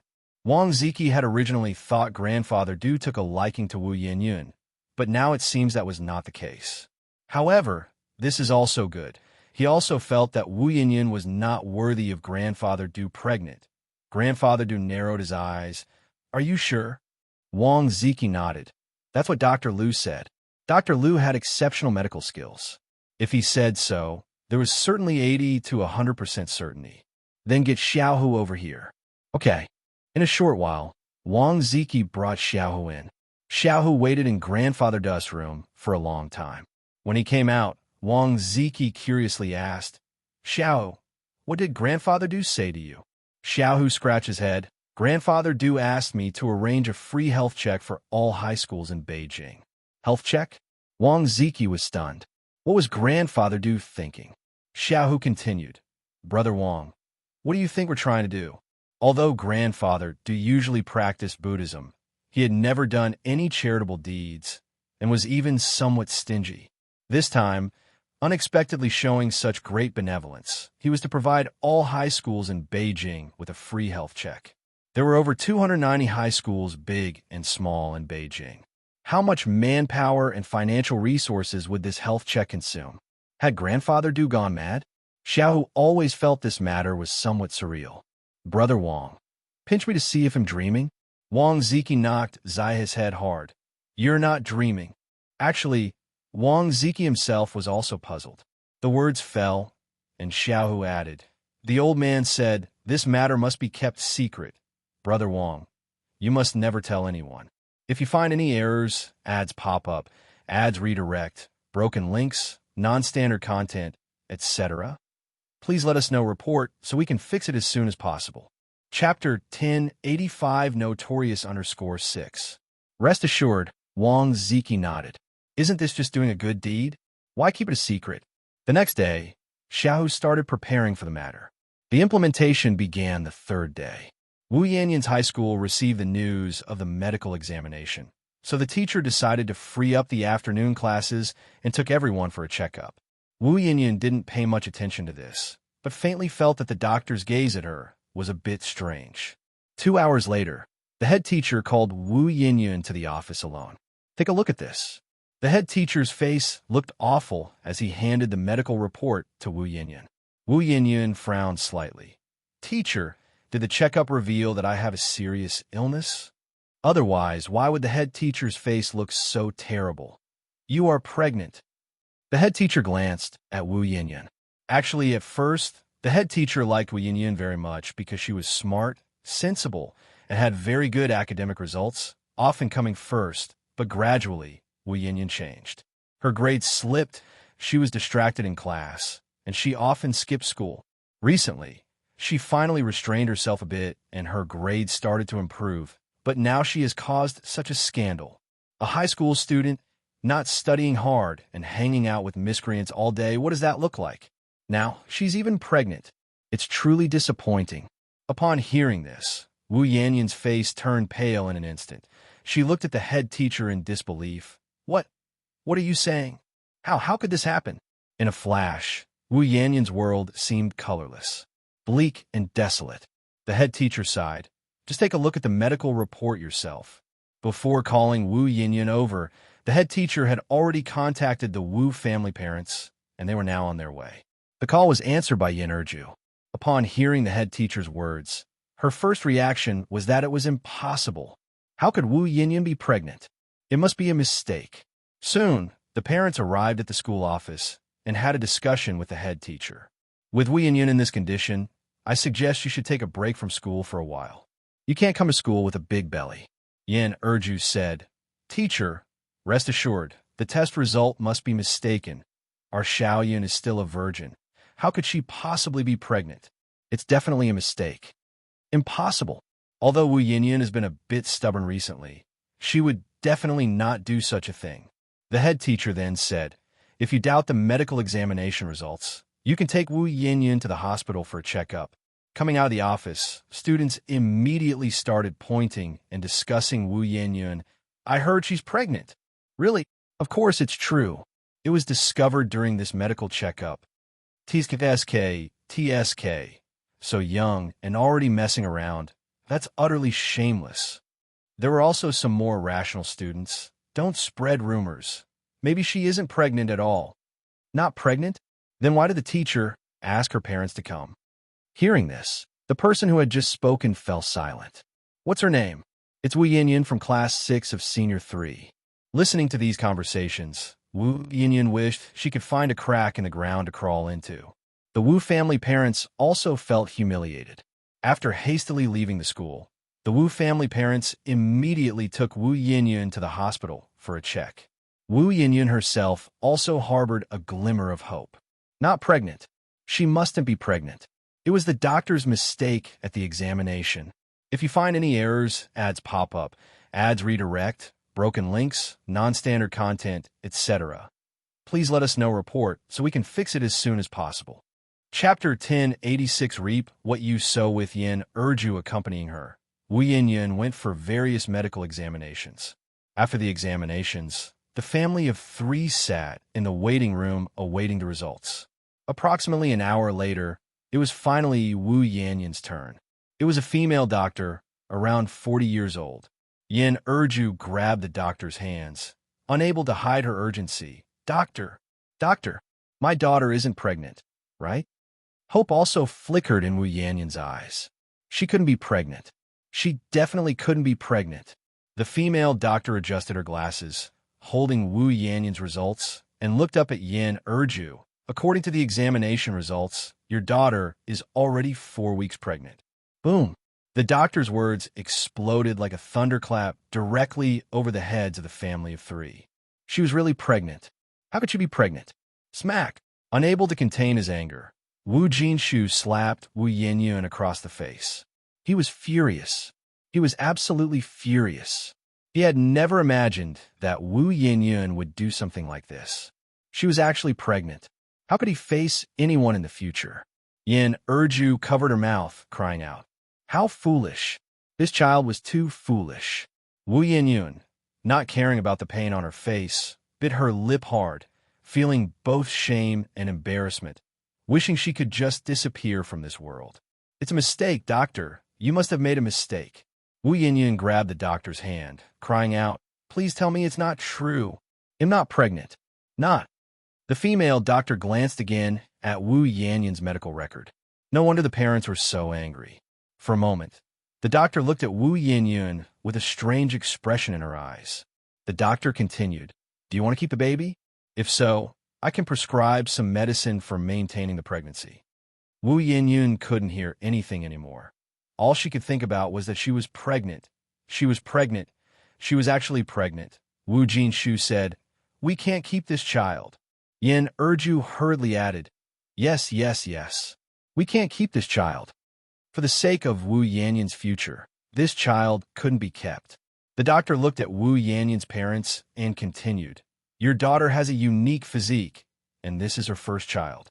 If you choose abortion, she may never be able to conceive again." Upon hearing this, Wu Yanyun's parents were stunned. What should they do? Should Wu Yanyun give birth to the child? What will happen to Wu Yanyun's future if she gives birth? And if they go with abortion, Wu Yinyun might never be able to become a mother again. For a while, Wu Yanyun's parents found themselves in a dilemma, unsure of what to decide. The doctor continued, "You parents should go home and discuss it thoroughly. If you decide to proceed with an abortion, it's best to do it within the first 3 months. After 3 months, it will be tough for the adults." Wu Yinyun didn't know how she had managed to leave the hospital. On the way, Wu Jinshu and Yin Urju were silent. She knew that this was the calm before the storm.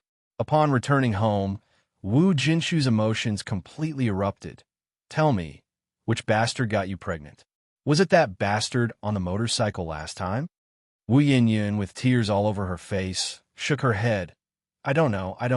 You don't know? You've done such a shameful thing. And you don't know?" Wu Jinshu continued, crying. "What's the use of crying now? How many times have your mom and I told you to stay away from those bad youths? What did you say back then? You're reaping what you sowed. Retribution. What sin did our Wu family commit to raise such a disgraceful child?" This was probably the most severe Wu Jinshu had ever scolded Wu Yinyun, because it was too shameful. The news of Wu Yanyun's pregnancy had already spread on their way to the hospital. It wouldn't take many days before everyone would know. It might even make the news. The more Wu Jinshu thought about it, the angrier he became. Listening to all this, Wu Yinyun recalled the time she had fasted, the time when her parents had earnestly advised her, but she just wouldn't listen. She regretted it so deeply. She truly regretted it. If only she had listened to her parents' advice earlier and completely cut off contact with Wei Haowang. If she had severed ties with Wei Haowang back then, none of this would have happened today. But in this world, there is no medicine for regret. No medicine for regret. Why was she so foolish then? If you find any errors, ads pop up, ads redirect, broken links, non-standard content, etc., please let us know report so we can fix it as soon as possible. Chapter 10, 87 Reap What You Sow _2. Wu Yinyun now desperately wished she could go back in time and kill her foolish self who did everything for Wei Haoguang, for that so-called right to socialize. It's too late. Everything is too late now. Wu Yinyun sobbed uncontrollably. Wu Jinshu, who was cursing, also began to cry. Yin Erju sighed and gave Wu Jinshu a look, then pulled Wu Yinyun into the house. Come with me for a moment. Wu Yinyun, trembling, followed Yin Erju into the bedroom. Yin Erju closed the bedroom door, looked at Wu Yinyun with a heavy heart, and said, "Tell me honestly, who is the father of the child?" "I really don't know. How can you not know?" Yin Erju frowned and said, "What's the point of protecting that man at a time like this?" Wu Yanyun's face was streaked with tears. How could she bring herself to tell Yin Erju about such a shameful matter? Yin Erju sighed again and continued, "You heard what the doctor said today. If you go through with the abortion, you might not be able to get pregnant again. You're not getting any younger, and since girls have to get married sooner or later, what if?" Wu Yinyun understood what Yin Erju was implying and screamed, "No, I don't want to give birth to this bastard child. I don't want to." Bastard child? How many mothers would call their own children bastards? Yin Erju's brow twitched, and she instantly knew there was more to the story. It seemed that Wu Yinyun had not done this willingly. "Yinyun, tell me, did someone bully you? What exactly happened?" Wu Yinyun told Yin Erju everything through her tears. After listening, Yin Erju's face showed a mixture of shock and sympathy. She couldn't imagine what kind of pain Wu Yinyun went through that night. No wonder Wu Yinyun kept saying she didn't know who the father of the child was. Yin Erju admonished her with frustration. "Your father warned you long ago not to mix with scum like Wei Haoguang. You just had to learn the hard way before feeling regret. You and your father have been advising you for so long, but not only did you not appreciate it, you even went on a hunger strike against us." Wu Yinyun felt regret too. But what good was regret? There's no such thing as a pill for regret in this world. Wu Yinyun grabbed Yin Erju's hand, crying, "Mom, please don't tell an Aiyong. If an Aiyong finds out, she will definitely laugh at me. She will definitely laugh at me. What are you worried about at this point? If you cared so much about face, why did you even do such a thing in the first place?" Yin Erju continued, "You can control what your father and I say, but can you control what others say? The rumors will reach Yangyang eventually. Now that everyone knew Wu Yinyun was pregnant, word was bound to spread, and they couldn't cover it up. When the time came, she and Wu Jinshu would lose face in public as well. It wasn't just Wu Yinyun who was disgraced, but them as parents too. Walking outside, people would criticize them as parents. Hearing this, Wu Yinyun cried even harder. Yin Erju cried along with her. What kind of situation is this? They had hoped that Wu Yinyun would marry the father of the child, and then have the baby, thinking that the couple could make do with each other for a lifetime. But it looked like that plan was no longer viable. Yin Erju then said, "Yinyun, why don't we go to the police? We can't just watch that bastard get away with this." "No." Wu Yinyun quickly shook her head.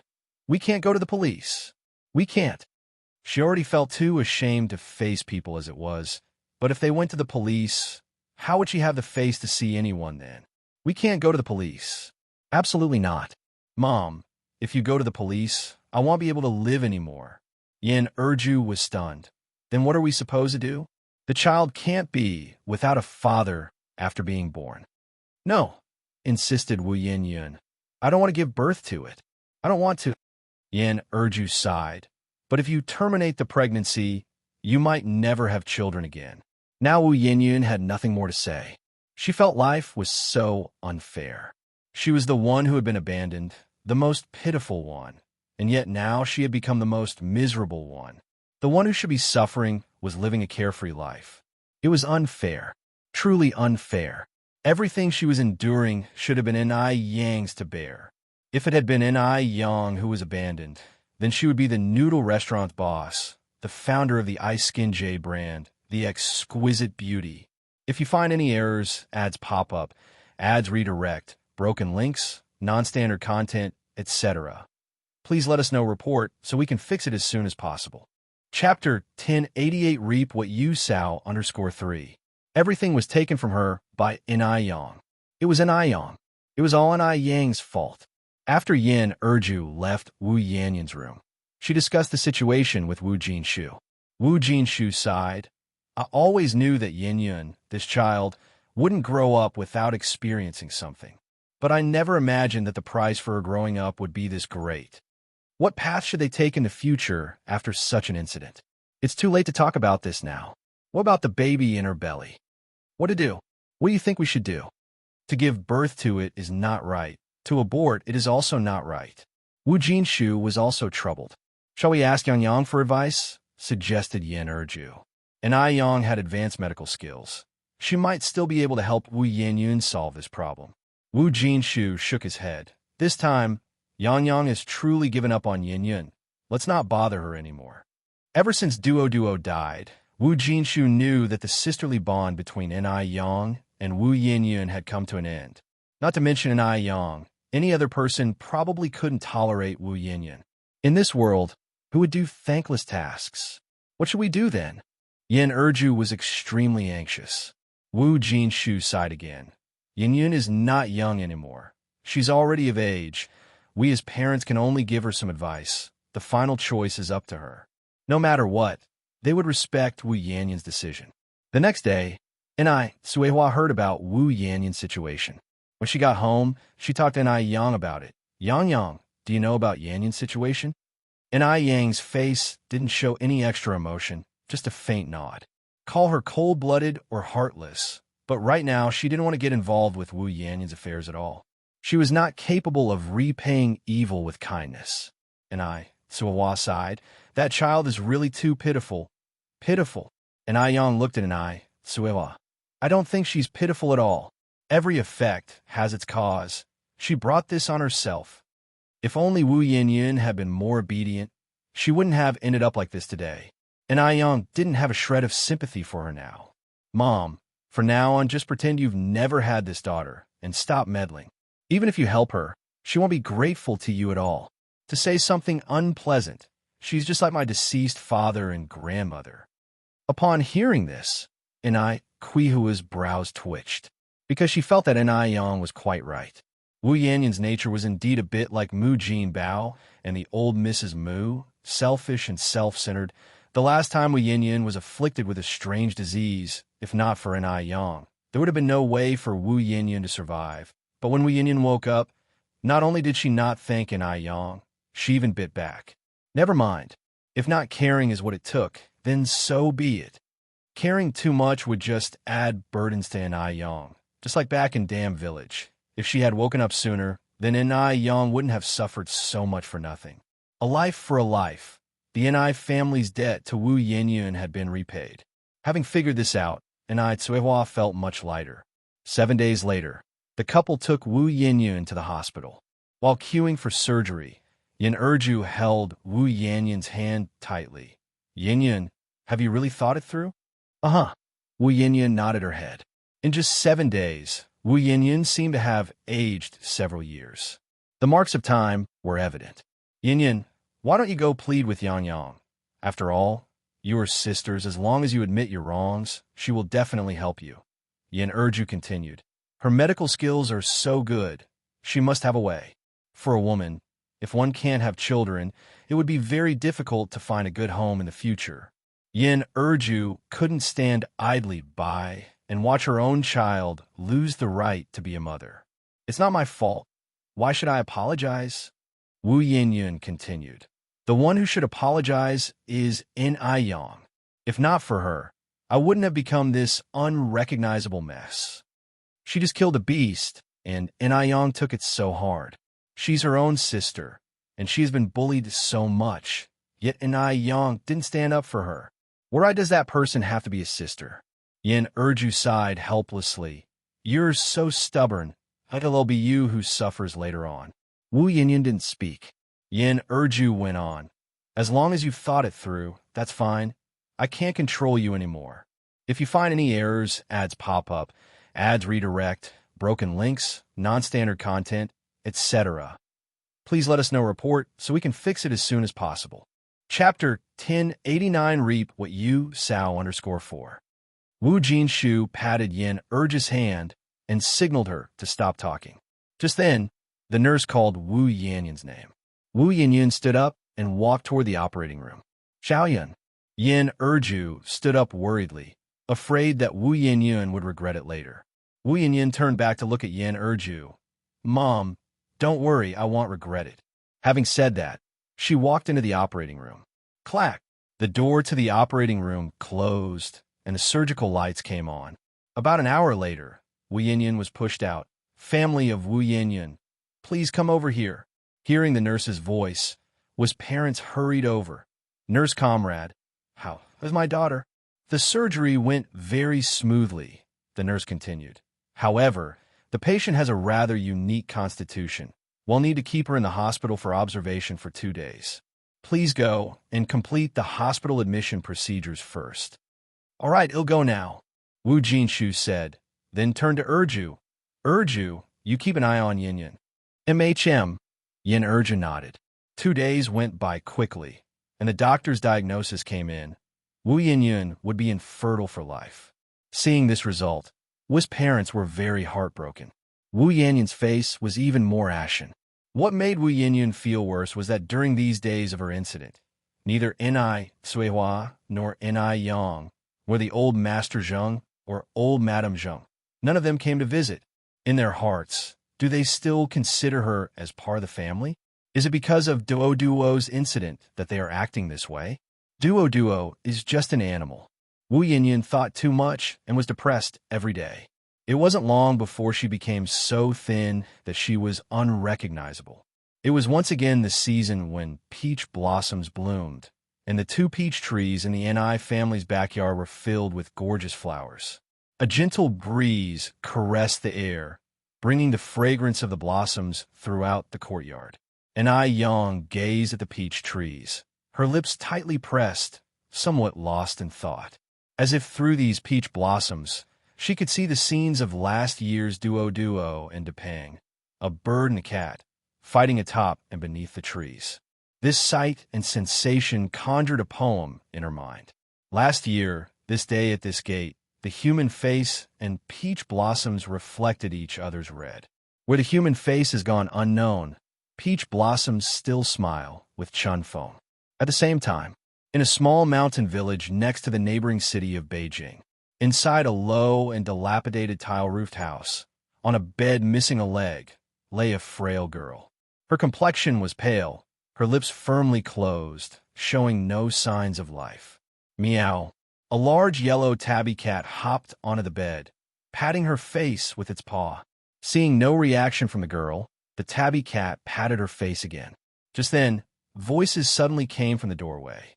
A plump and a thin woman walked in from outside. The tall and thin woman said, "Your sister-in-law, it's been 2 months now, and your younger sister-in-law surely won't make it. Qiang's father next door is willing to pay 50 yuan to take her in. I think you should act quickly. Once this opportunity passes, you won't find another. If she really dies at home, not only will you miss out on the money, but you will also have to pay for the funeral expenses out of pocket." This tall and thin woman was the village's well-known matchmaker. She arranged all the happy events in the village. Hearing this, the plump woman hesitated and said, "But I can't bear to part with our Yu." The tall and thin woman secretly sneered in her heart. With how things are, you're still talking about can't bear to? She never treated Zhao Yu nicely when things were fine. Not to mention nicely, she almost treated Zhao Yu like an animal. Now, putting on this act here, it's sickening. Sister-in-law, didn't the doctor say? Your younger sister-in-law is now just a living dead person without sensations. Alive or dead, it's all the same to her. At this point, the tall and thin woman became a bit impatient. Just give me a straight answer. Do you agree or not? If you don't agree, they'll look for someone else. Hearing this, the plump woman became anxious and quickly said, "I agree. I agree. That was 50 yuan. The plump woman could never have dreamed that such a useless person could bring in so much money. The tall and thin woman smiled satisfactorily. That's right. He'll go notify Qiang's father right away. Just then, the person who had been lying quietly on the bed suddenly sat up, looking around confusedly. Ah, it hurts. Where is this? Meow. The tabby cat lying beside her cried out. Stupid cat. Zhao Yu looked at the tabby cat in surprise. If you find any errors, ads pop up, ads redirect, broken links, non-standard content, etc., please let us know report so we can fix it as soon as possible. Chapter 1090 Reap What You Sow _5. Hearing Zhao Ye's voice, the big orange cat appeared extremely excited and quickly jumped into Lu Ye's arms to rub against her. Meow. Silly cat, I didn't expect I could see you again. Woo woo woo. The person and cat wept together, heads buried in sorrow. This scene startled the two women standing by the door, one fat and one thin. Who could have thought that someone who had been comatose in bed for 2 months could wake up? Especially the fat woman. She turned pale with anxiety. This damn girl, not waking up earlier or later, but just had to do so at this time. Her 50 yuan. What to do now? Marrying off a comatose person to Qiang's father was feasible, since she had no consciousness anyway. But now that she's recovered, what if she doesn't agree? At that moment, the tall, slim woman pulled on the hand of Lu family's sister-in-law and whispered, Sister-in-law, come outside with me for a moment. Okay. The two women stepped outside. The tall, slim woman handed Lu family's sister-in-law a small paper packet. What's this? Zhao family's sister-in-law looked puzzled at the fat woman. The tall, slim woman glanced around to make sure no one was there, then whispered something into the ear of Zhao family's sister-in-law. Upon hearing it, Zhao family's sister-in-law went pale. What did you say? Can this really work? What are you scared for? Her big brother isn't at home anyway, and besides, everyone in the village knows that Zhao Yu has been bedridden for so long with no hope of recovery. If anything really happens, no one will suspect a thing. All Qiang's father wants is to take a wife. In this remote and impoverished area, it's not unusual for someone to fall ill and never recover. The tall, slim woman had been dealing with human traffickers in recent years, and some traffickers specifically targeted young and pretty girls, feeding them drugs so they couldn't talk, making them easy to dispose of however they wanted. Once you get used to doing certain things, you become numb to them, which is why the tall, slim woman, upon seeing Zhao Yu awaken, immediately handed Zhao family's sister-in-law a packet of medicine. Zhao family's sister-in-law was still a bit afraid. Even though she usually wasn't nice to Zhao Yu, she had never thought about harming her. The tall, slim woman continued, I'm the one giving you the drugs. If something goes wrong, they'll take the fall. What are you so afraid of? You really have no guts. She said this with impatience. Forget it. If you're not willing, then never mind. We'll find someone else. Upon hearing this, Zhao family's sister-in-law quickly grabbed the tall, slim woman. Can this really be done? The tall, slim woman nodded. Of course it can. You just need to watch her and not let her leave the house today. As long as she doesn't go out, nobody in the village will know she's recovered. Tonight, you put the medicine in her food, and tomorrow morning you'll notify Qiang's father to come take her as his bride. Once the door is closed, there will be nothing to worry about. After speaking, the tall, slim woman added, 50 yuan. You won't be at a loss. In a household where the annual income doesn't exceed 30 yuan, 50 yuan is indeed a considerable amount of money. Zhao family's sister-in-law nodded. Fine. I got it. What time will you come over tomorrow morning? The tall, slim woman replied, I haven't figured out the exact time yet. When we come over, well, set off firecrackers. I'm going now. Wait a second. Zhao family's sister-in-law tugged at the sleeve of the fat woman. What's up? The tall, slim woman turned around, puzzled. Zhao family's sister-in-law continued. You should at least give me a deposit. How else can I trust you? And my sister-in-law is so beautiful, you should up the price a bit. Otherwise, who would take this risk for you? The tall, slim woman said impatiently. Fine, 70 yuan then. They'll give you a deposit of 35 yuan now. Don't be too greedy. There's no more. Zhao family's sister-in-law knew the tall, slim woman's temperament and smiled. Okay, okay, okay. The tall, slim woman took out 35 yuan from her pocket and gave it to Zhao family's sister-in-law, who was overjoyed to receive so much money. With the money in hand, Zhao family's sister-in-law returned to the room with a broad smile and said to Zhao Yu on the bed, You just lay there and don't think about anything. Sister-in-law will make you some delicious food to give you a good nourishment. For some reason, Zhao family's sister-in-law felt something was off as she looked at her sister-in-law. It was strange, especially her eyes, pitch black, like bottomless pits, like a little wolf pup ready to pounce, as if she could devour someone. If you find any errors, ads pop up, ads redirect, broken links, non-standard content, etc., please let us know report so we can fix it as soon as possible. Chapter 1091 Reap What You Sow _6. Zhao family's sister-in-law already had a guilty conscience, and now she became even more frightened. Yu, why don't you sleep first? Sister-in-law will head out first. Watching Zhao family's sister-in-law's retreating figure, Zhao Yu narrowed her eyes. Wailing sounds, there are too many bad people here. It seems she needs to leave sooner. Otherwise, she's in for a rough time. Sigh. She really misses Yang Yang. If Yang Yang were here, she would definitely protect her. Indeed, the body of Zhao Yu in front of her actually harbors a shameless and narcissistic bird spirit. That is, Duo. Zhao Yu clapped her hands, leapt forward, but instead of taking flight, she fell flat on her bottom. Bang! Ouch! Tears sprang from Zhao Yu's eyes. What's going on? Has her flying skill deteriorated? Zhao Yu crawled and scrambled to the mirror, and staring at her reflection, she exclaimed in horror, My God! My God! What happened to me? Where are my feathers? My beak? Ah! She was the handsomest in the bird realm, but now turned into this ghastly appearance. How could she charm other birds in the future? She wasn't ready to stop flirting around. What is actually going on? After a good long while, Duo finally came to terms with the fact that she had turned into a human. The owner of this body is called Zhao Yu, 18 years old, motherless since childhood, living with her brother and sister-in-law. Recently, her brother went out to work, leaving her to live alone with her sister-in-law. Her sister-in-law treats her terribly, always hitting or scolding her. 2 months ago, Zhao Yu fell from a mountain while picking mushrooms, tragically becoming comatose. And then, she turned into Zhao Yu. Meow. A big orange cat patted Zhao Yu with its paw. Silly cat. Zhao Yu bent down to pick up the big orange. Woo. Now that I've become like this, will my mom and her lousy man still recognize me? And Xiao Wang, would he recognize me?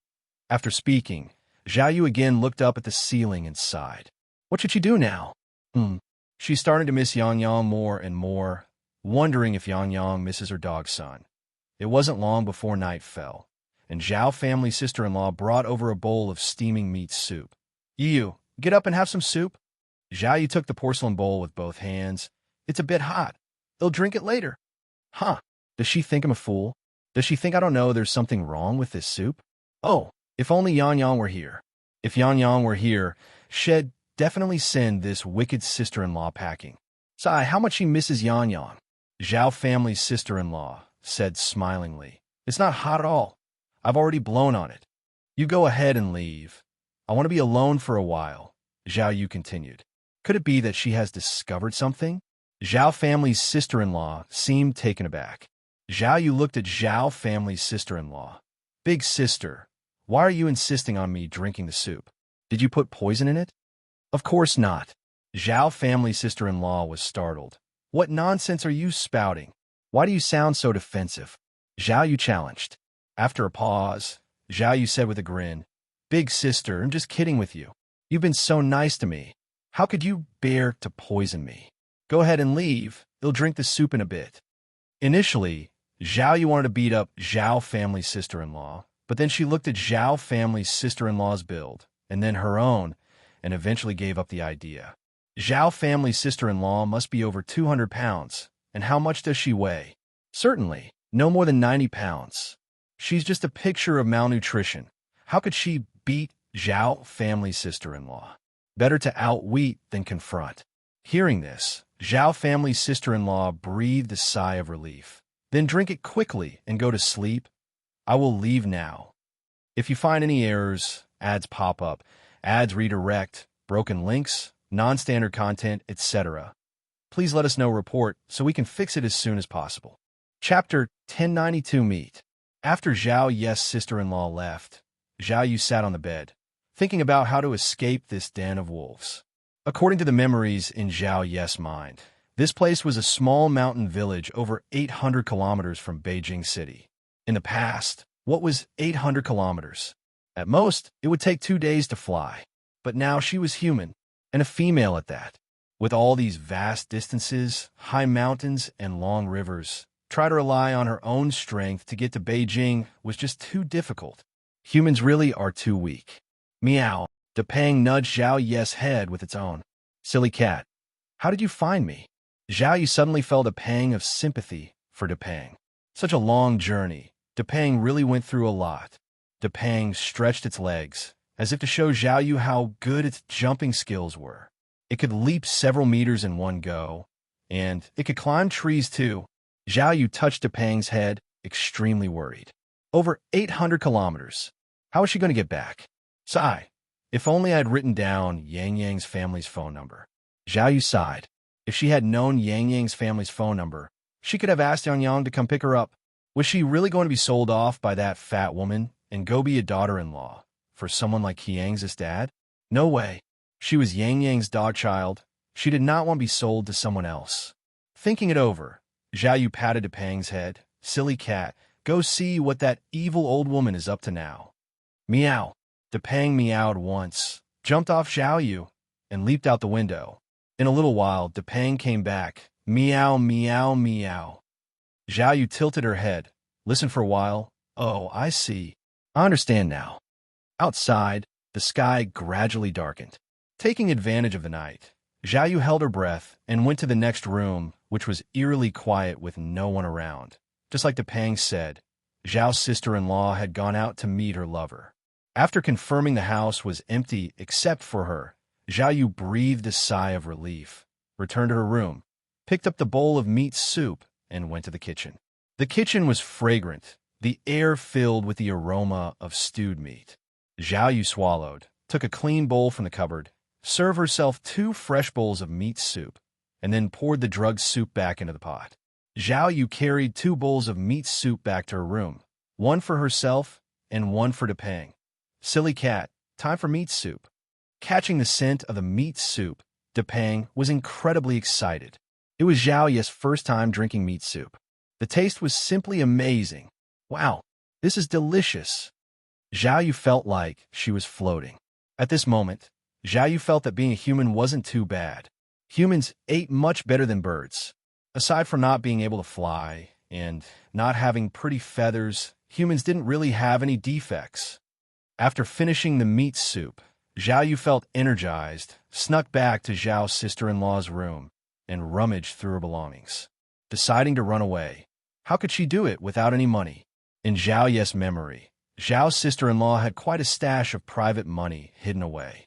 About 10 minutes later, Zhao Yu finally found Zhao's sister-in-law's secret stash, along with the 35 yuan given by the matchmaker, totaling over 90 yuan.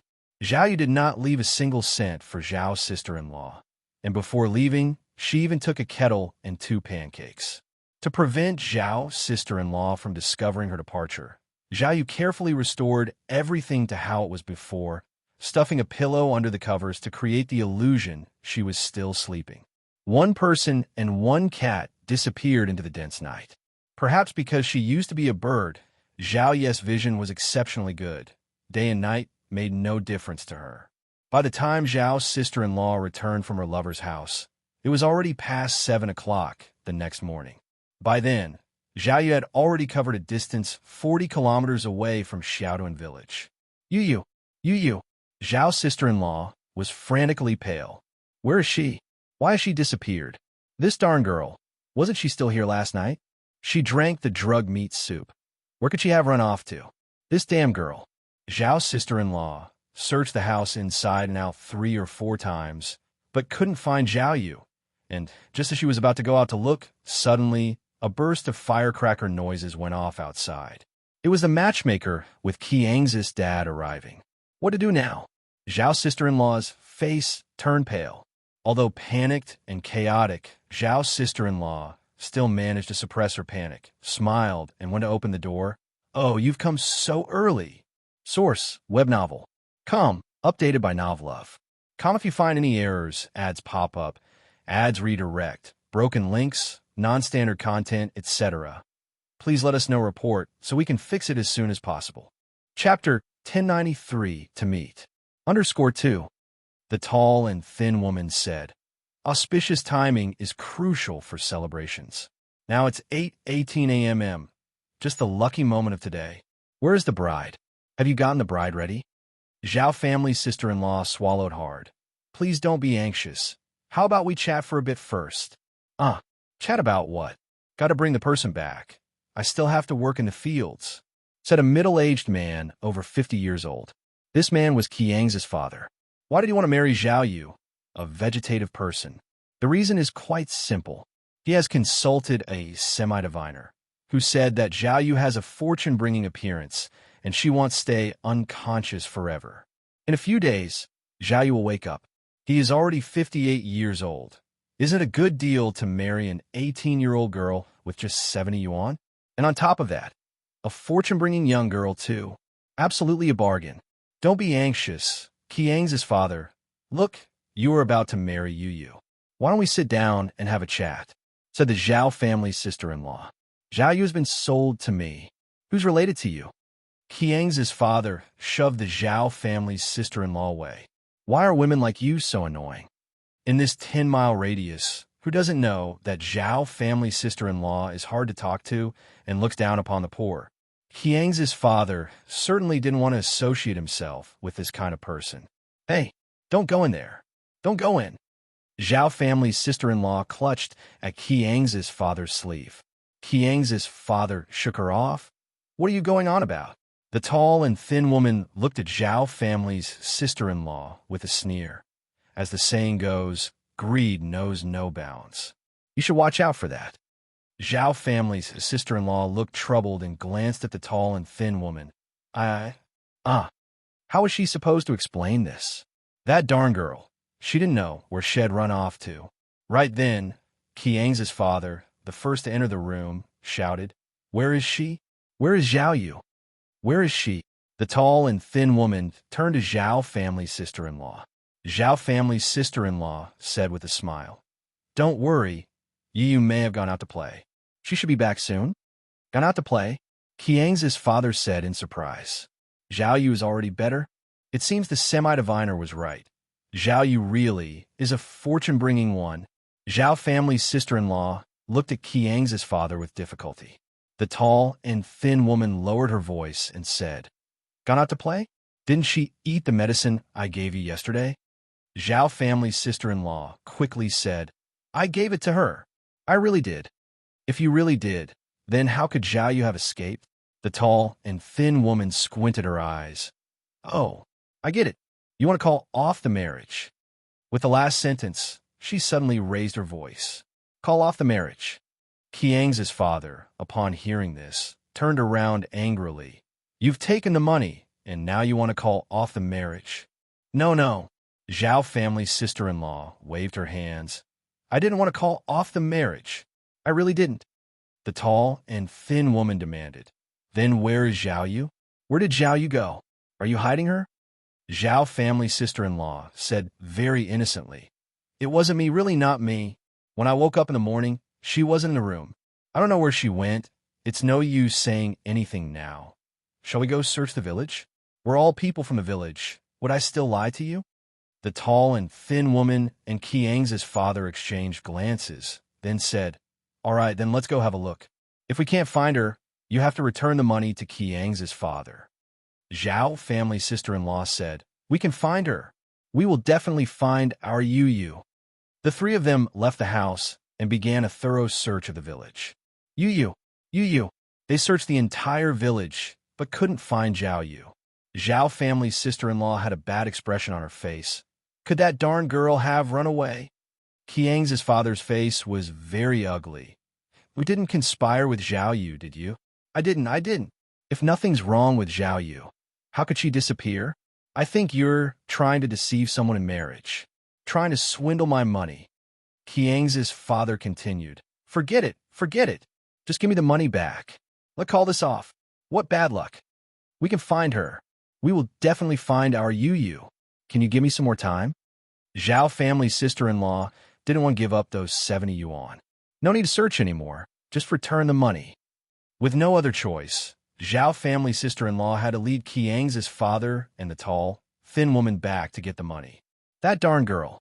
If you find any errors, ads pop up, ads redirect, broken links, non-standard content, etc., please let us know report so we can fix it as soon as possible. Chapter 1094 to meet. _3. If she comes back later, let's see how she's going to sort herself out. Arriving at the Zhao family courtyard, sister-in-law Zhao said, "Wait here, they'll go inside and get the money." "Go on, don't play any more tricks." Qiang's dad was getting impatient. Sister-in-law Zhao went inside to look for the money, but when she opened the cupboard where the money was hidden, her face turned pale and she broke out in a cold sweat. "Oh my God, where's her money? Where is it? This is all her savings. Oh Lord above, I can't go on living." Sister-in-law Zhao sat on the ground, crying her heart out. "Who is the wretched thief who stole my money?" Qiang's dad and the tall, slim woman exchanged a look, seeing the bad omen in each other's eyes. They hurried inside, only to find sister-in-law Zhao sitting on the ground, sobbing uncontrollably. Qiang's dad said angrily, "You're doing this on purpose, aren't you? First the person is gone, now the money too. I'm going to report you for fraud." Sister-in-law Zhao cried as she said, "It wasn't on purpose. My money is truly gone. Would I joke about something like this? If I'm lying, may lightning strike me down. Oh, you cruel bastards, thinking you can bully me because the men of our house aren't home. Oh my God, I can't go on living, can't go on." When it comes to making a scene, sister-in-law Zhao is second to none if she claims first place. Qiang's dad and the tall, slim woman had no choice but to let her sign an IOU. Now back to Zhao Ye's side. Because this is a mountain village, transportation is mostly on foot and communication relies on shouting. In the afternoon, Zhao Yu and Depeng encountered an ox cart on the road. Zhao Yu waved to the ox cart. "Old Grandpa, could you give us a ride?" The old man driving the ox cart immediately pulled on the reins and asked with a smile, "Little girl, where are you heading?"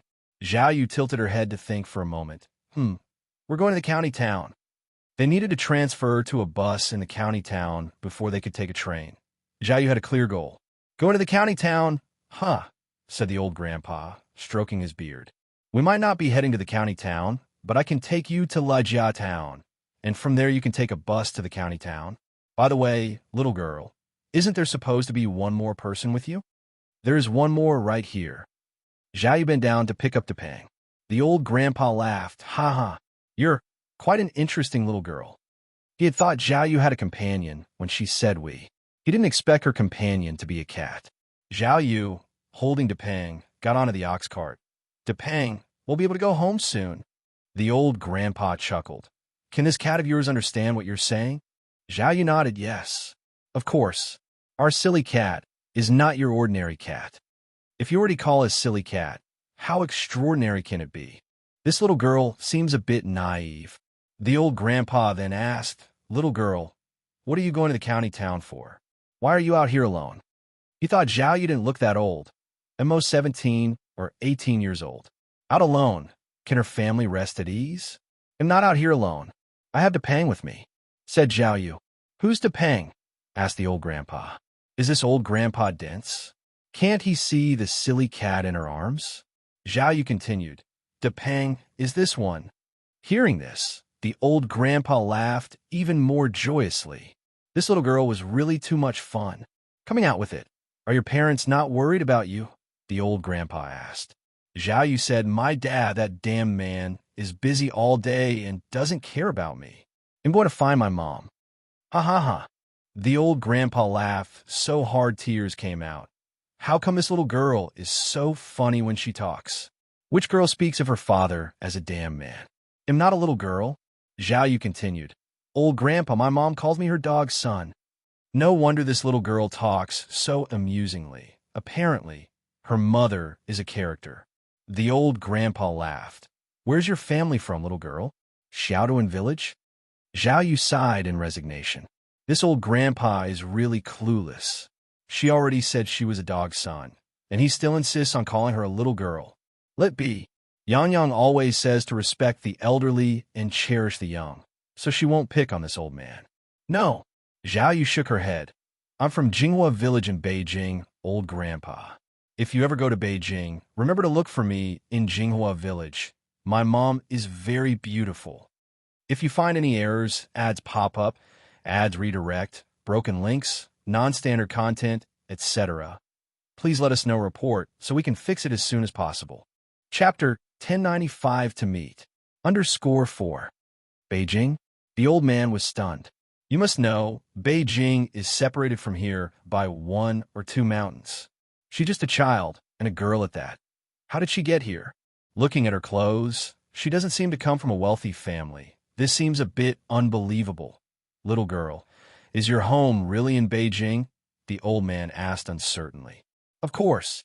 Zhao Yu nodded. I never lie to anyone. The old man continued. Beijing is very far from here. It takes 2 to 3 days by train. How did you get here? Do your parents know about this? Zhao Yu sighed. I was sold here by bad people. My mom doesn't know. So now I need to go to Beijing to find her. I haven't been back for so long.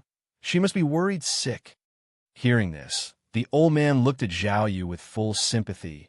Little girl, it's such a long way. Can you make it back on your own? Old man, am not little girl. I have a name, am Duo. Zhao Yu continued. Just call me Duo. All right, Duo. The old man nodded. Just like that, the ox cart journeyed for over 2 hours before reaching the destination. On the way, Zhao Yu and the old man had a very pleasant chat. Duo, I can only take you this far. Be careful on the road. Thank you, old man. Zhao Yu got off the cart, bowed deeply to the old man, and then took out a paper yuan bill from her pocket and handed it to the old man. This is for your troubles. The old man refused. It's just along the way, how can I take your money? Moreover, since the girl had been sold here, he couldn't possibly take her money. 1 yuan could buy 2 or 3 bowls of noodles. His shabby ox cart ride wasn't worth that much money. It's not easy for a little girl to be out and about, and she had been deceived before. Even though the old man was also living a life of poverty, he did not want to take this money with an unclean conscience. My mom said that hard work pays off. You brought me here, so this reward is well deserved. Nobody should do something for someone else for free in this world. So please just take it.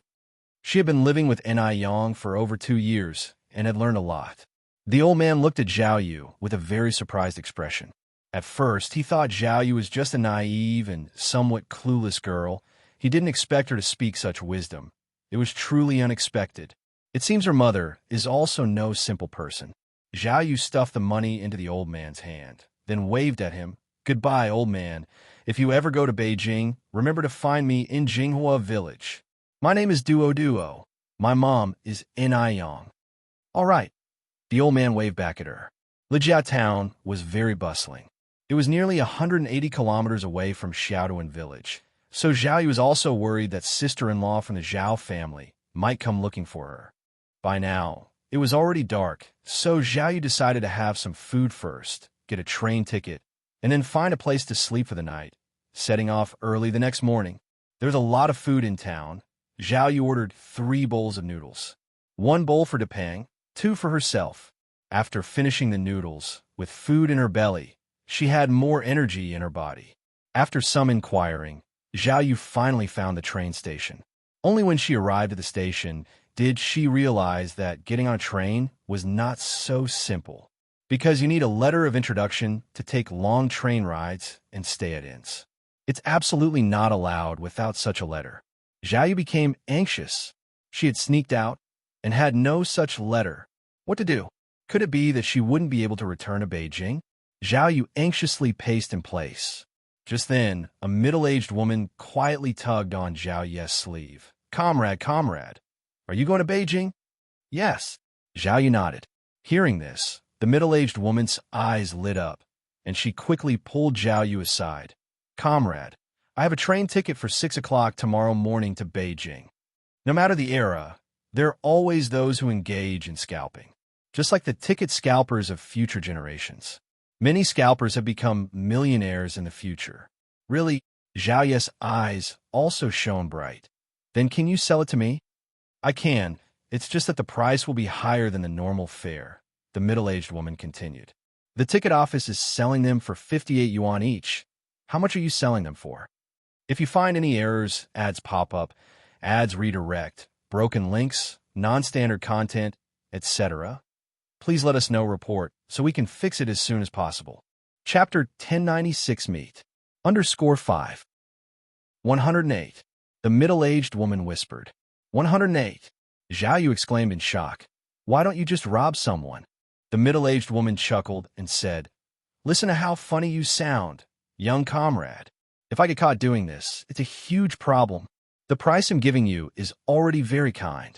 Others are selling it for 128. At this time, crackdowns were serious, and activities like those of the middle-aged woman, if caught, were indeed troublesome. That still can't be 108. Zhao Yu continued. Will 78 work?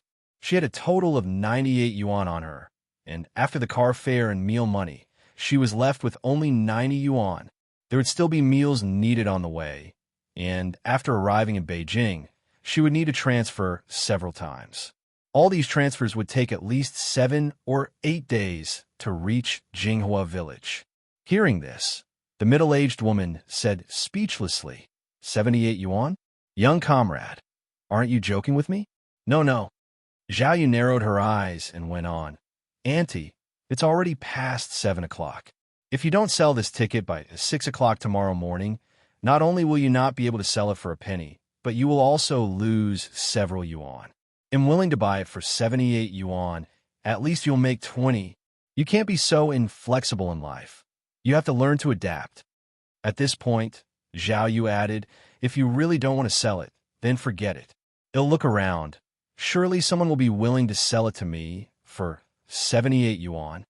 With that, Zhao Yu turned to leave. Actually, Zhao Yu had learned this trick by following Ni Yang. Don't be fooled by Ni Yang's wealth. When it comes to bargaining, no one can beat her. The middle-aged woman saw Zhao Yu walking further and further away, and quickly said, Come back. Come back. Young comrade, come back. Let's talk this through, young comrade. Zhao Yu turned around unhurriedly. Do you have anything else to say? The middle-aged woman said wordlessly, Fine, 78 it is. They'll sell you the ticket. I've been in this business for over a year, and I've never met a girl as shrewd as you. Zhao Yu said unapologetically, all thanks to my mom's good teaching. Without Ni Yang's guidance, how could she be so outstanding? The middle-aged woman handed over the ticket to Zhao Yu, saying, You look so pretty. Your mom must look even prettier, right? That's right. Zhao Yu raised her proud little head. My mom is 1,000 times, no, 10,000 times prettier than me. She's the prettiest in the whole world. Middle-aged woman, why don't you just say your mom is a fairy descended to earth and the prettiest in the whole world? You don't even draft your lies. The middle-aged woman casually pointed to a poster near the train. Is your mom prettier than that, comrade? Zhao Yu replied disdainfully. She can't even compare to 1/10,000th of my mom. The middle-aged woman followed up. Do you know who that is? That's a big pop star. Can your mom be prettier than a pop star? Zhao Yu had an inexplicable confidence in Ni Yang. In her eyes, Ni Yang was the most impressive and the most beautiful in the world. Nothing is greater than Yang, not even the vastness of the earth and sky. If my mom decided to sing, what business would she have? Middle-aged woman, this kid must be crazy. Hey, race, 78 yuan. Please count it. Zhao Yu handed over a few RMB notes to the middle-aged woman. The middle-aged woman took the RMB and said, Young comrade, let me tell you, my train ticket is for the rear carriage. If you're a bit clever, the inspectors hardly ever check there. Zhao Yu nodded. All right, thank you. It's tough for everyone out there. No need for thanks. The middle-aged woman continued. But just having a train ticket isn't enough. You can't stay anywhere in Beijing without an introduction letter. Where will you stay? Zhao Yu smiled. Don't worry about that. My mom is in Beijing. Oh, is that so? The middle-aged woman nodded. Then I wish you a smooth journey, young comrade. Thank you. Zhao Yu waved goodbye to her. With the ticket successfully purchased, Zhao Yu was in high spirits, bringing Depang to a grove near the train station. Since she didn't have much money left, she planned to make do and spend the night in a tree. To get a good night's sleep, Zhao Yu specifically chose a lush, towering tree. Just as she was about to climb the tree, Zhao Yu realized that she was now even worse off than Depang, the silly cat.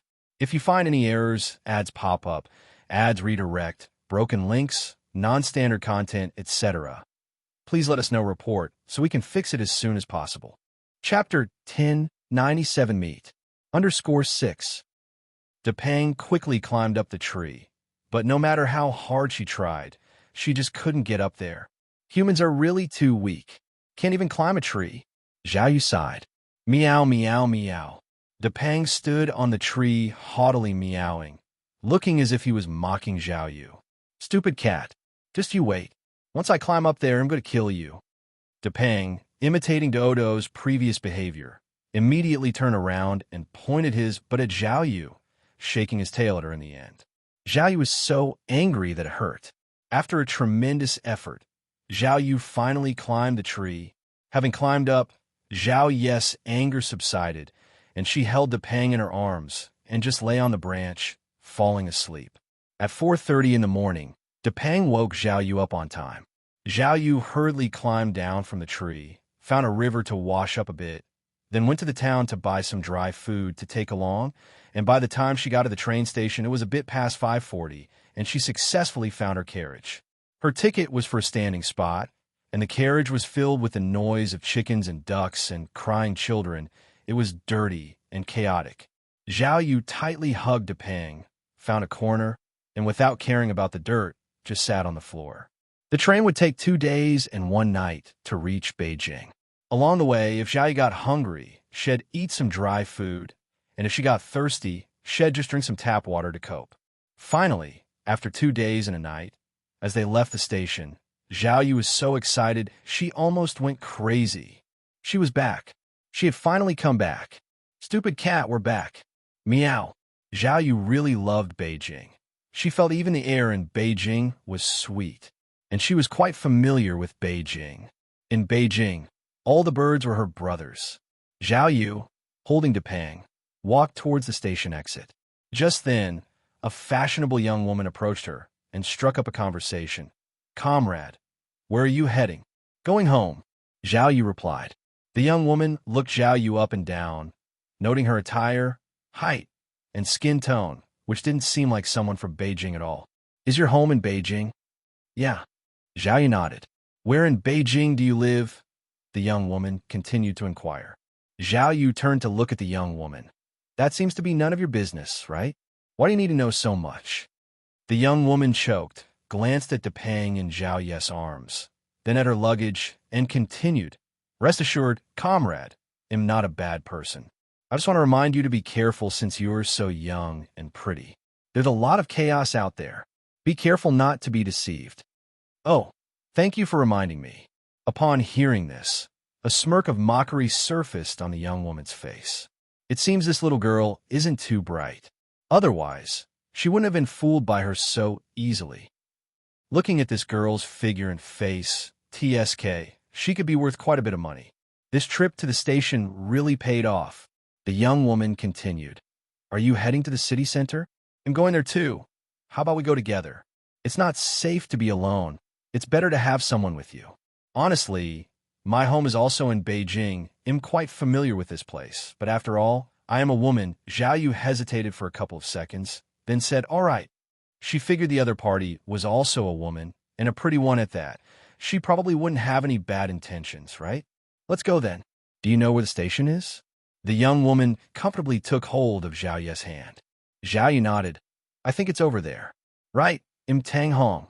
You can just call me Sister Tang. What's your name? Zhao Yu said, "Im duo." The two of them got on the bus together. They were in the western part of Beijing and wanted to go to the city center in the northern part. It was afternoon now, so they would need to stay at an inn for the night. Zhao Yu had no money and no introductions, so naturally, she could not afford to stay in an inn, but Tang Hong had both money and connections. With an inviting look from Tang Hong, Zhao Yu and Depang ended up staying at the inn. At night, while Zhao Yu was asleep, Tang Hong sneaked out and went to a public phone booth. She made a call. "Hello, Brother Zhang. I've hooked a big fish this time.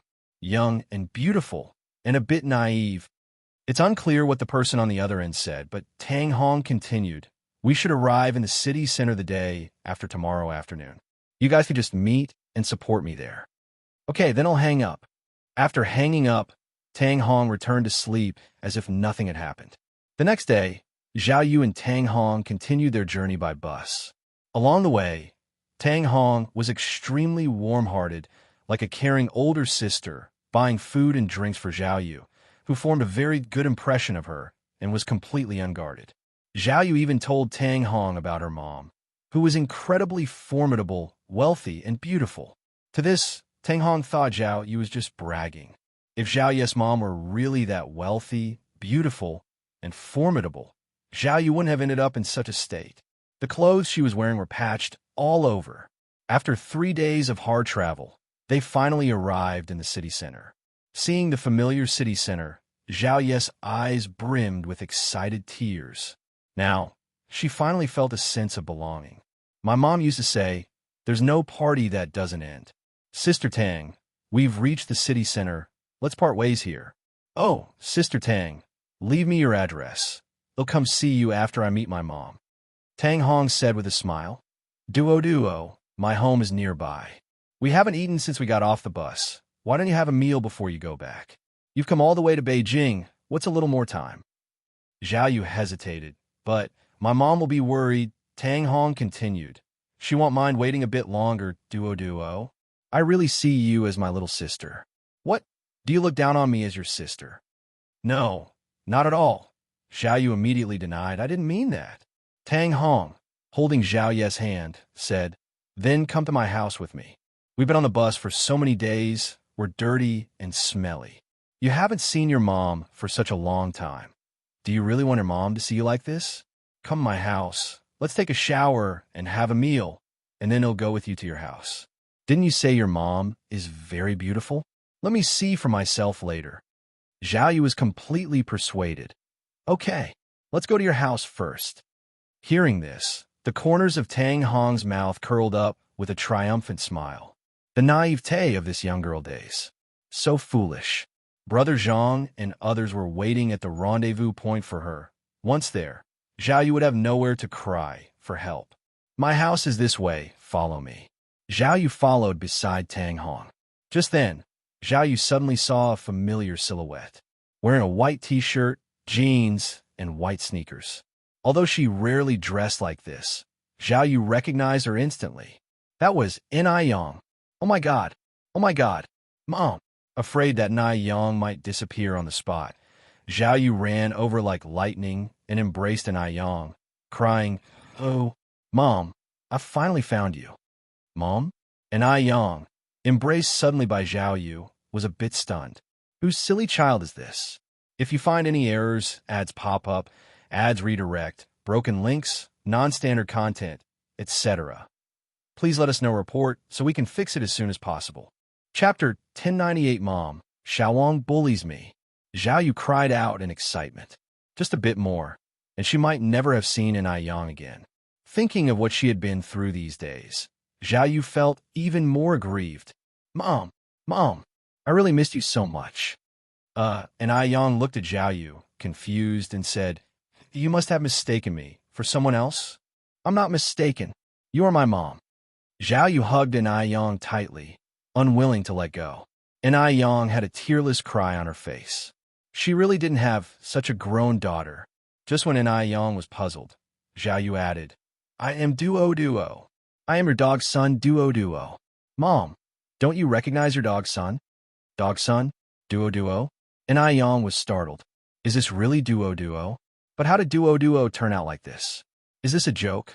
A bird turning into a human. This seems a bit fantastical. For a moment, Yang was somewhat unable to distinguish what's real. Zhao Yu then said, I know you won't recognize me since I've changed like this, but I am really Duo. Mom, look, that's the silly cat. It was the silly cat who found me.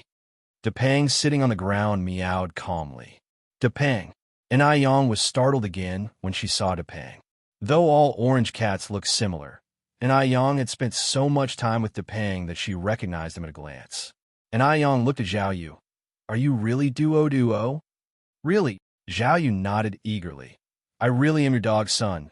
Duo. Yang had been reborn once after all. In this world where rebirth itself could happen, wasn't a bird turning into a human also possible? After all, the world is full of wonders. But still, she felt this matter was a bit fantastical. Seeing that Yang still seemed a bit incredulous, Zhao Yu leaned into Yang's ear and whispered, Mom, you have a small red mole on your back shoulder blade, right?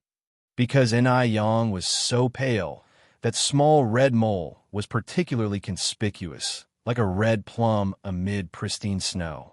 But this red mole, apart from Suihua, no one else knew about it, not even Mo Qishan. It was because of an accident when Yang was changing clothes that Duo sneaked a peek, so she knew it very clearly. Upon hearing this, Yang stared at Zhao Yu in amazement. Zhao Yu was so anxious she almost cried. Yang, Mom, I really am your dog's son, Duo.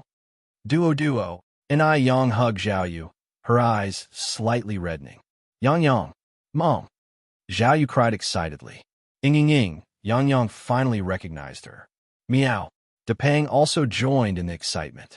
Tang Hong followed with a puzzled look and saw Yang embracing Zhao Yu, a glint of astuteness flashing in her eyes.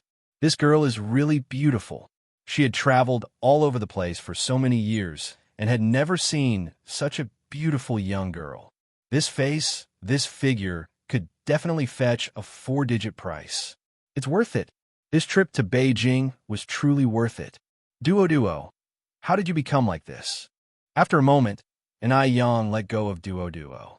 While rubbing her eyes, Zhao Yu started, Well, it's like this. Just then, Tang Hong stepped forward with a smile, interrupting Zhao Yu before she could finish her sentence. Duo, who is this? Is she your sister? Zhao Yu lifted her head arrogantly and said, This is my mom. How about it, Sister Tang? Isn't my mom beautiful? I wasn't bragging, right? Ah, Tang Hong said in surprise. She's your mom? You're not joking with me, right? Yang looked barely 18 or 19 years old. It was impossible for her to be Zhao Yu's mom. I'm not joking with you. She is my mom. Zhao Yu hugged Yang's arm. Mom, isn't that right? Yang gave a polite yet awkward smile. Right. I am her mom. Well, this feeling of being upgraded to a mom is quite good after all. Tang Hong swallowed. Well, you really look young. Thank you. Zhao Yu continued. By the way, Yang, let me introduce you. This is Tang Hong. She took good care of me all the way. I am Yang. Thank you for taking care of our dog. Yang reached out her hand proactively toward Tang Hong. Tang Hong grasped Yang's hand. Mutual help is what we should do. Don't mention it. Yang's hand was delicate and soft, like a fine piece of suet jade. An older person would not have such hands. Besides, what does her age matter? As long as she looks beautiful and can fetch a good price. Tang Hong squinted her eyes and continued, Mom of Duo, I just talked to Duo about visiting my house. Why don't you come along too? My house is nearby. If you find any errors, ads pop up, ads redirect, broken links, non-standard content, etc., please let us know report so we can fix it as soon as possible. You're tuning into the Romance Rendezvous YouTube channel. We're so grateful for your support, and don't forget to subscribe to join us on this incredible journey through captivating stories. Your generosity through donations truly makes a world of difference, as it's the primary source of revenue that allows me to expand and enhance this channel for you. Thank you from the bottom of my heart for being a part of this adventure.